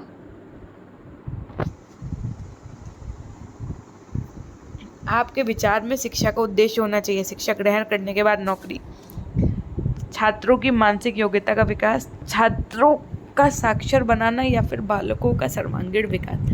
Question number 52। तो यहाँ पर आपका करेक्ट आंसर क्या हो जाएगा? ऑप्शन डी, बालकों का सर्वांगीण विकास करना। क्वेश्चन नंबर 53 देखिएगा ज़रा। मूल्यांकन व नवीन प्रावधिक पद है जो मापन के व्यापक प्रत्यय को प्रस्तुत करते हैं। ये कथन किसका है? मफाद का, राइट स्टोन का, वेस्ले का, या फिर जेम्स एल ली का। तो करेक्ट आंसर है आपको ऑप्शन बी, राइट स्टोन ने कहा था कि मूल्यांकन व नवीन प्राविधिक पद है जो मापन के व्यापक प्रत्यय को प्रस्तुत करता है। मूल्यांकन का महत्व क्या है? वांछित शैक्षिक उद्देश्यों के संबंध में जानकारी हेतु, बालकों को उपलब्धि की जानकारी के लिए, शिक्षण प्रक्रिया में परिवर्तन व सुधार के लिए, या फिर उपर्युक्त सभी। क्वेश्चन नंबर 54 बताओ जरा। मूल्यांकन का महत्व है, तो करेक्ट आंसर हो जाएगा आपका ऑप्शन डी, उपर्युक्त सभी। नेक्स्ट क्वेश्चन क्या है? मूल्यांकन प्रक्रिया का मुख्य अंग क्या है? उद्देश्य, व्यवहार में परिवर्तन, सीखने से उत्पन्न अनुभव, या फिर ये सभी। Question number 55। तो यहाँ पर आपका करेक्ट आंसर क्या हो जाएगा? ऑप्शन डी, ये सभी। उसके बाद में क्या कह रहा है? गुणात्मक परीक्षा क्या है आपकी? संचय, अभिलेख, जांच, सूची, रेटिंग स्केल, या ये सभी। गुणात्मक परीक्षा क्या है?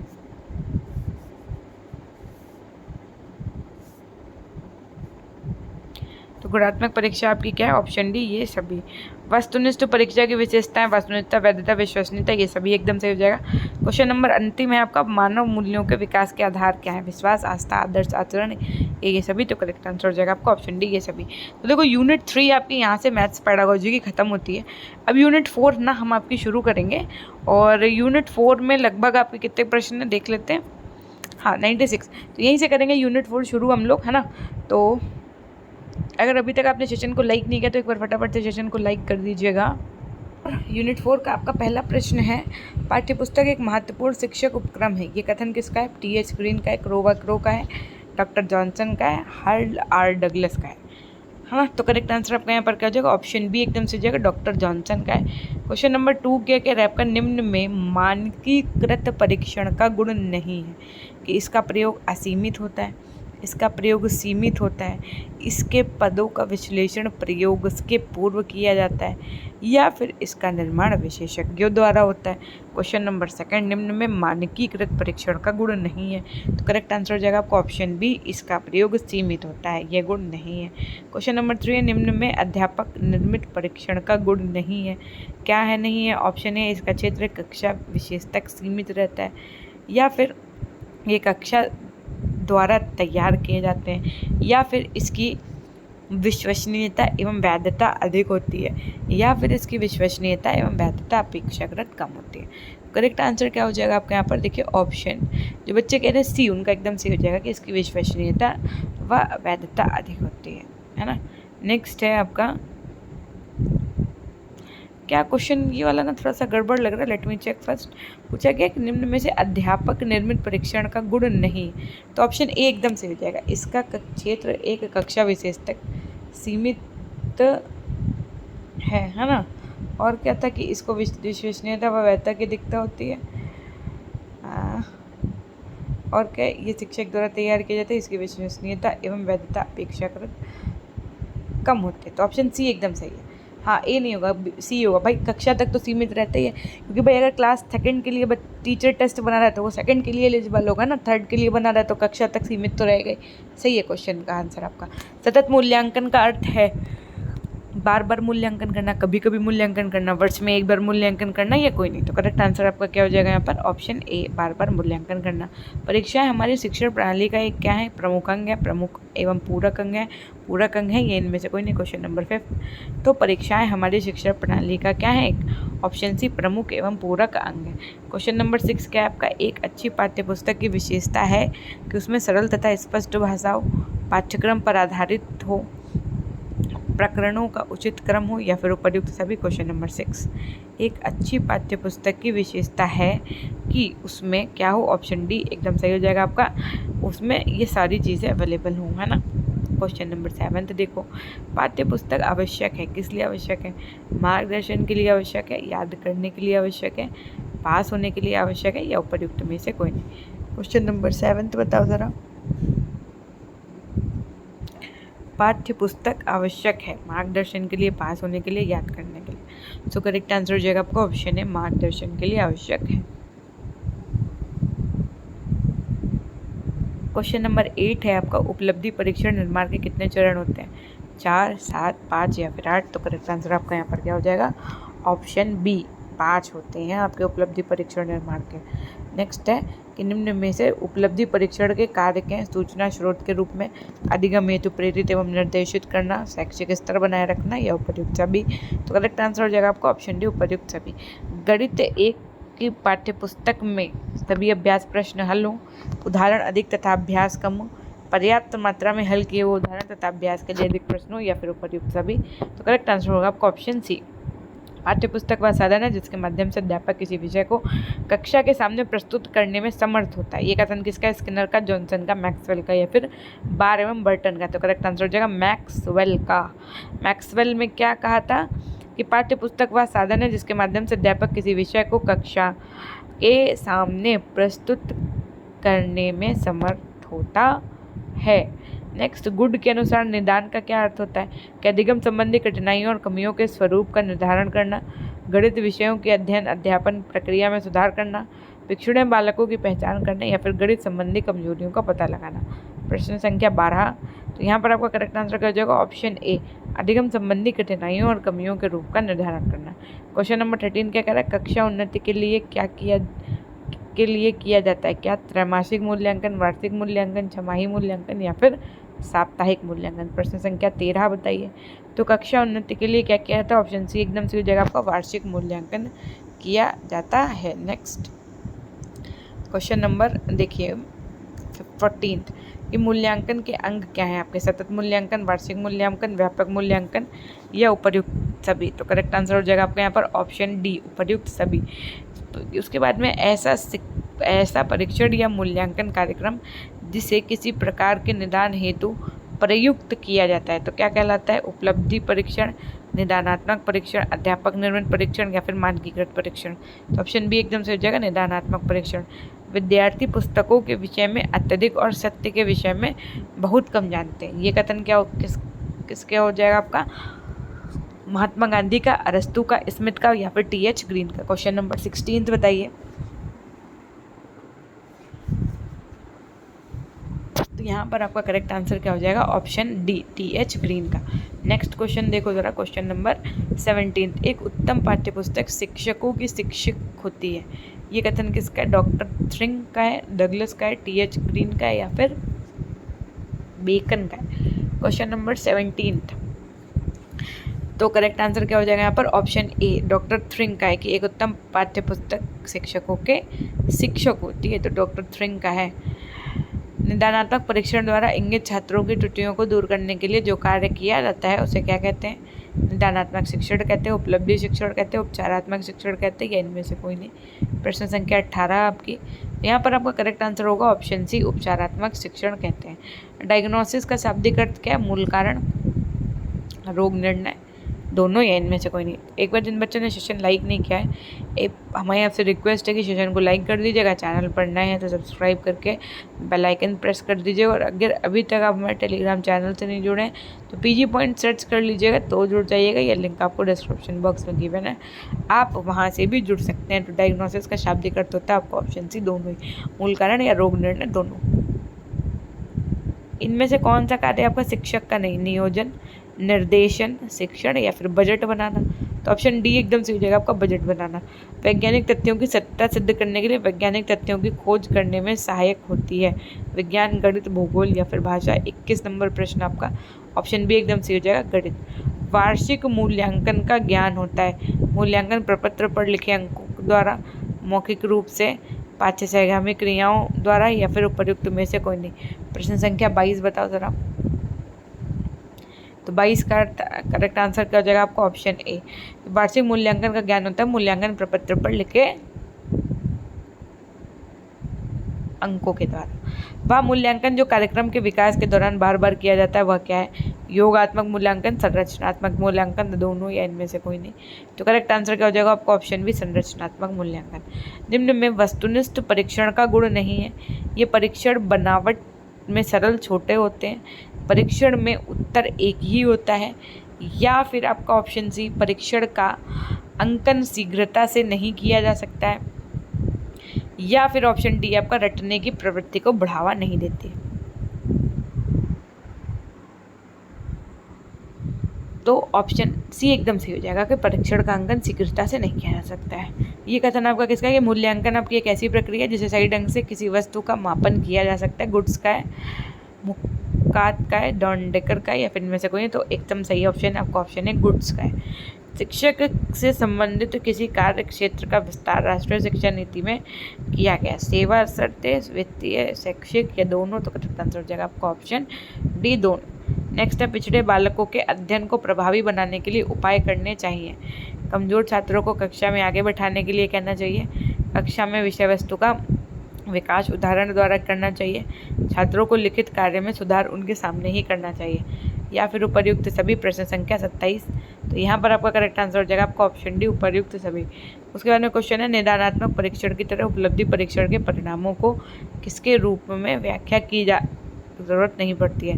त्रुटि विश्लेषण के, विधिवत विश्लेषण के, सौंदर्य विश्लेषण की, इनमें से कोई नहीं। तो करेक्ट आंसर हो जाएगा आपका यहाँ पर ऑप्शन ए, त्रुटि विश्लेषण के। पाठ्य पुस्तकों का मूल्यांकन करने के लिए निम्न व्यक्तियों की समितियां प्राप्त करना आवश्यक है। विषय से संबंधित किसी विद्वान की समिति, शिक्षक के अनुभवी एवं योग्य शिक्षकों की समिति, विषय के विद्यार्थी की सम्मति, या फिर उपर्युक्त सभी। तो करेक्ट आंसर हो जाएगा आपका उपर्युक्त सभी। क्वेश्चन नंबर 30 है आपका। पाठ्य पुस्तक का मूल्यांकन करने के लिए निम्न मापदंड स्थापित किए जा सकते हैं। क्या है ऑप्शन? पुस्तक का यांत्रिक पहलू, पाठ्य पुस्तक की व्यवस्था, प्रस्तुतिकरण, या उपर्युक्त सभी। तो करेक्ट आंसर हो जाएगा आपको ऑप्शन डी, उपर्युक्त सभी। एक बार फटाफट से सेशन लाइक कर दीजिए। निदानात्मक शिक्षण के क्षेत्र में कौन सा पद नहीं है? वाचन, निरीक्षण, लेखन या अंकगणित।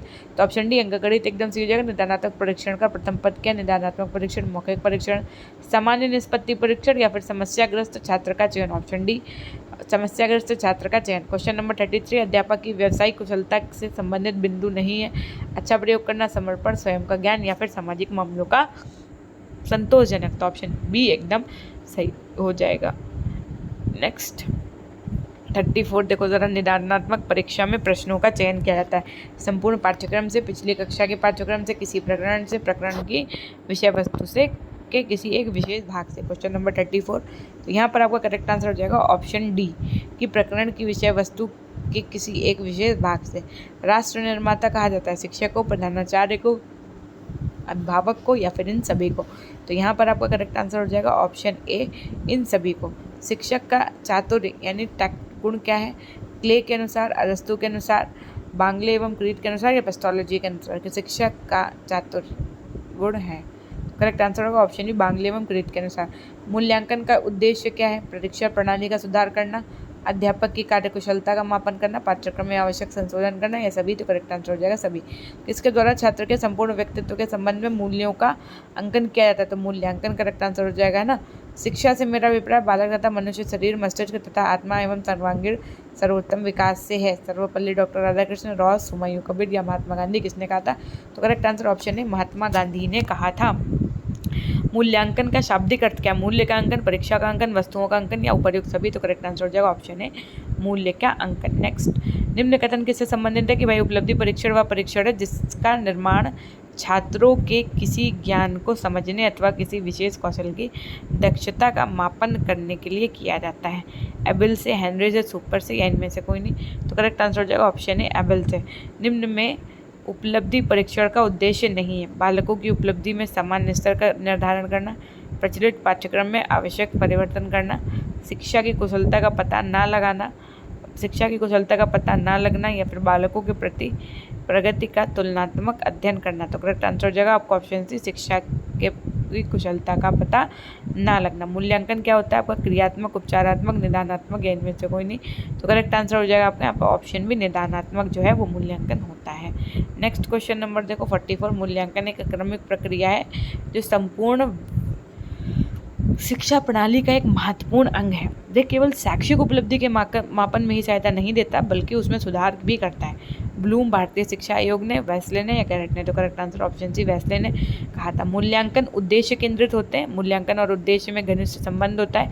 एक व्यवस्थित पद्धति है, या उपर्युक्त सभी सकते हैं। तो करेक्ट आंसर हो जाएगा यहाँ पर ऑप्शन डी, उपर्युक्त सभी सकते हैं। उपलब्धि परीक्षण निर्माण का पद क्या नहीं है? परीक्षण की योजना बनाना, परीक्षण की तैयारी करना, बजट बनाना, या परीक्षण का मूल्यांकन। तो करेक्ट आंसर हो जाएगा यहाँ पर ऑप्शन सी, बजट बनाना।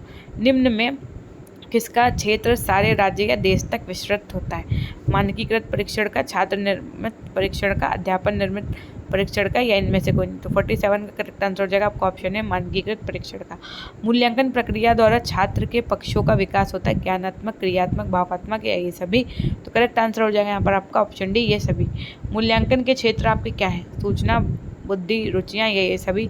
तो ये सभी एकदम करेक्ट आंसर हो जाएगा। किसके द्वारा बालकों की स्मरण शक्ति की परीक्षा की जाती है?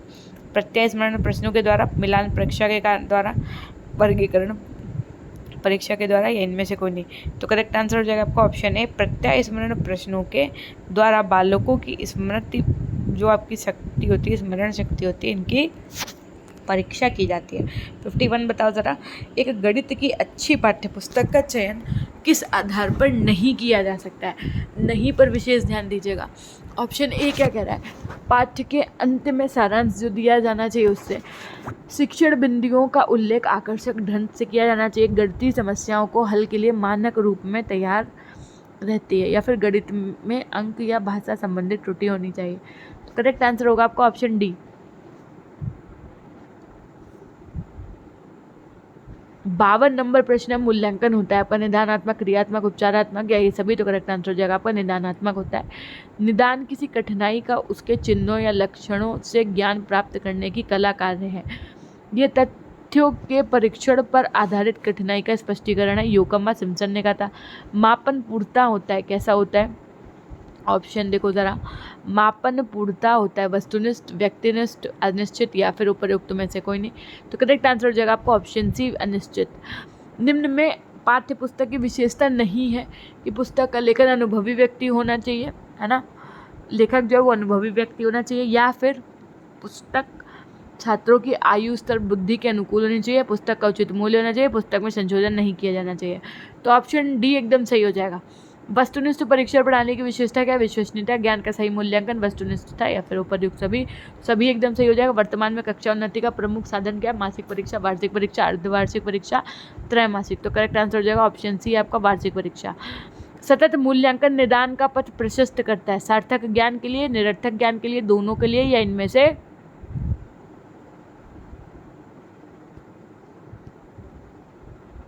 ऑप्शन सी एकदम सही हो जाएगा आपका, ए और बी दोनों के लिए। निदानात्मक परीक्षण आपका है उपादान, समाधान, अपादान, या फिर उपर्युक्त सभी। तो करेक्ट आंसर आपका क्या हो जाएगा यहाँ पे? Question number 59। तो आपका करेक्ट आंसर हो जाएगा यहाँ पर ऑप्शन ए, उपादान। निर्णय के परीक्षण हेतु बहुनिर्वाचन प्रश्न एकमात्र साधन है। ली से, थॉमस से, डगलस से, इनमें से कोई नहीं। तो करेक्ट आंसर ऑप्शन ए, ली से कहा था।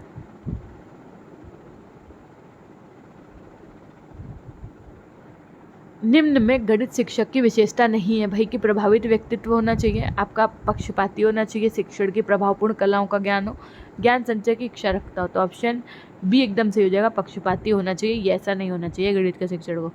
निदानात्मक परीक्षा में प्रश्नों का चयन किया जाता है संपूर्ण पाठ्यक्रम से, पिछली कक्षा के पाठ्यक्रम से, किसी एक प्रकरण से, या प्रकरण की विषय वस्तु के किसी भाग से। तो ऑप्शन ए एकदम सही हो जाएगा, संपूर्ण पाठ्यक्रम से। बचाव निदान का उच्चतम स्तर है, ये कथन किसका है? ये कथन है आपका ऑप्शन बी, रॉस का, कि बचाव जो है वो निदान का उच्चतम स्तर है। अच्छे निर्देशन, परामर्श एवं शिक्षण हेतु महत्वपूर्ण क्या है? निदानात्मक परीक्षण, वास्तुनिष्ठ परीक्षण, उपलब्धि परीक्षण, या इनमें से कोई नहीं। तो ऑप्शन ए एकदम सही हो जाएगा, निदानात्मक परीक्षण। ऐसे छात्र जो कक्षा में भली भांति प्रगति नहीं कर पा रहे हैं उनके लिए क्या है? उनके लिए क्या है? उपलब्धि परीक्षण, निष्पत्ति परीक्षण, निदानात्मक परीक्षण, या सभी। तो करेक्ट आंसर हो जाएगा आपका निदानात्मक परीक्षण। एनसीईआरटी ने अपने वृहद सेवारत शिक्षक अभिनवीकरण कार्यक्रम 1988 में गणित अध्यापक के गुणों की अपेक्षा की है। प्रखर बुद्धि, विषय के लिए उत्साह, बालक का पूर्ण ज्ञान, या फिर उपर्युक्त सभी। क्वेश्चन नंबर 66 बताइए ज़रा। तो यहाँ पर आपका करेक्ट आंसर क्या हो जाएगा? जो बच्चे कह रहे हैं ऑप्शन डी उनका एकदम सही हो जाएगा। क्वेश्चन नंबर 67 बताओ ज़रा कि निदानात्मक परीक्षण की विशेषताएं हैं। ये परीक्षाएं पाठ्यक्रम का अभिन्न अंग होती हैं। ये परीक्षाएं विश्लेषणात्मक होती हैं। ये परीक्षाएं विद्यार्थी की कमजोरी का निदान करके उसके उपचार की व्यवस्था करती हैं, या उपर्युक्त सभी। तो करेक्ट आंसर हो जाएगा आपका उपर्युक्त सभी। क्वेश्चन नंबर 68 का है, शैक्षिक आयु बटे वास्तविक आयु गुणे 100 बराबर क्या होता है? शैक्षिक लब्धि संप्रति लब्धि, बुद्धि लब्धि, ये काहे का फॉर्मूला है आपका? तो ऑप्शन बी बुद्धि लब्धि का फॉर्मूला इन्होंने दिया है। शैक्षिक आयु, वास्तविक आयु, गुड है 100। निम्न में मूल्यांकन प्रविधि है आपकी लिखित परीक्षाएं, प्रयोगात्मक परीक्षाएं, मौखिक परीक्षाएं या उपर्युक्त सभी। तो 69 का करेक्ट आंसर आपका यहाँ पर क्या हो जाएगा? मूल्यांकन प्रविधि आपकी कौन सी है? ऑप्शन डी ये सभी। जिस परीक्षण पर परीक्षक का व्यक्तिगत प्रभाव नहीं पड़ता है उसे क्या कहते हैं? सहजता, वस्तुनिष्ठता, विभेदीकरण, वैधता। तो ऑप्शन सी एकदम सही हो जाएगा आपका। वस्तुनिष्ठता किसी परीक्षण की वैधता उसकी वह सीमा है जिस सीमा तक वह वही मापता है जिसके लिए इसका निर्माण किया गया है। ये कथन किसका है? गैरेट का है, सिम्पसन का है, क्रॉनबैक का है या फिर फ्रीमैन का है? तो करेक्ट आंसर हो जाएगा यहाँ पर आपका ऑप्शन बी क्रॉनबैक का है।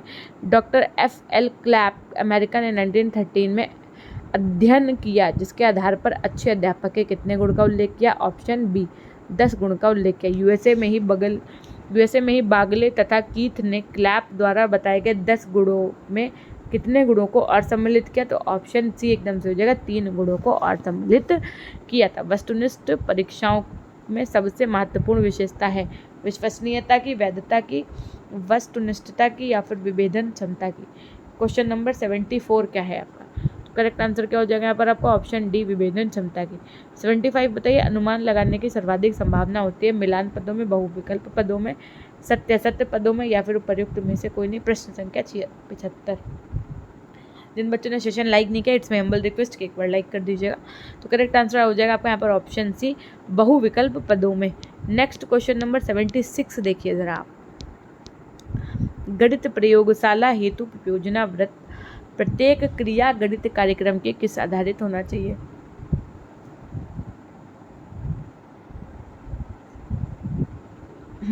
तो करेक्ट आंसर आपका क्या हो जाएगा यहाँ पर? ऑप्शन है अनुदेशात्मक उद्देश्य के आधारित होना चाहिए। शिक्षक के शिक्षण व्यक्तित्व का दर्पण होता है प्रयोगशाला, कक्षा कक्ष, श्यामपट्ट या इनमें से कोई नहीं। तो ऑप्शन ए एकदम से हो जाएगा कक्षा कक्ष। किसने 1902 में अमेरिकन मैथमेटिक्स सोसाइटी को संबोधित किया था? मुरे ने, वोल्ट ने, थॉमस ने या जेम्स ने? तो ऑप्शन ए एकदम से हो जाएगा मुरे ने। निम्न में गणित प्रयोगशाला का भाग नहीं है गणना केंद्र, खेल केंद्र, मापन केंद्र, त्रिभुजीय कक्षा कक्ष। ऑप्शन बी त्रिभुजीय कक्षा कक्ष नहीं। निम्न में कौन सा परीक्षण विद्यार्थियों के ज्ञान, बोध, कौशल आदि का मापन करता है? उपलब्धि परीक्षण, संप्राप्ति परीक्षण, त्रुटि परीक्षण या इनमें से कोई नहीं। तो करेक्ट आंसर हो जाएगा आपका ऑप्शन बी संप्राप्ति परीक्षण। उपलब्धि परीक्षण के सोपान आपके क्या हैं? परीक्षण की योजना बनाना, परीक्षण का अंतिम प्रारूप करना, परीक्षण की तैयारी करना या उपर्युक्त सभी। तो करेक्ट आंसर हो जाएगा यहाँ पर आपका क्वेश्चन नंबर 81 का ऑप्शन डी उपर्युक्त सभी। निम्न में गणित प्रयोगशाला हेतु अनुदेशन सामग्री के चयन से संबंधित नहीं है। ऑप्शन ए है गणित में प्रगति के मापन हेतु उपलब्धि परीक्षण, छात्रों की कमजोरी को दूर करने के लिए निदानात्मक परीक्षणों की व्यवस्था, लघुगणक सारणियों तथा त्रिकोणमितीय अनुपातों एवं कोणों की सारणी आदि का न होना, या फिर प्रत्येक छात्र से संबंधित अभिलेख तैयार करना। ऑप्शन सी एकदम सही हो जाएगा। प्रत्येक स्तंभ या विकर्ण के योग का योग होता है क्या? माया वर्ग, माया योगफल, माया नियतांक या फिर बीवसी दोनों। तो करेक्ट आंसर आपका यहाँ पर क्या हो जाएगा? प्रत्येक पंक्ति, स्तंभ या विकर्ण का योग होता है आपका ऑप्शन डी बीवसी दोनों। मनोरंजक गणित में कोटि भाषा वर्ग या n संख्याओं का ऐसा विन्यास होता है कि सभी पंक्तियों, स्तंभों एवं दोनों विकर्णों में स्थित संख्याओं का योग समान होता है। इसे क्या कहते हैं? माया वर्ग, अंक यंत्र, माया नियतांक, एवसी दोनों। 34 का करेक्ट आंसर आपका यहाँ पर क्या हो जाएगा? ऑप्शन डी एवसी दोनों। निम्न कथन आपकी किससे संबंधित है? एक उत्तम पुस्तक शिक्षकों की शिक्षक होती है। डॉक्टर थ्रिंग से, डेविड से, थॉमस से या फिर राधा कृष्ण से। Question number 85। तो करेक्ट आंसर क्या हो जाएगा आपका? ऑप्शन है डॉक्टर थ्रिंग।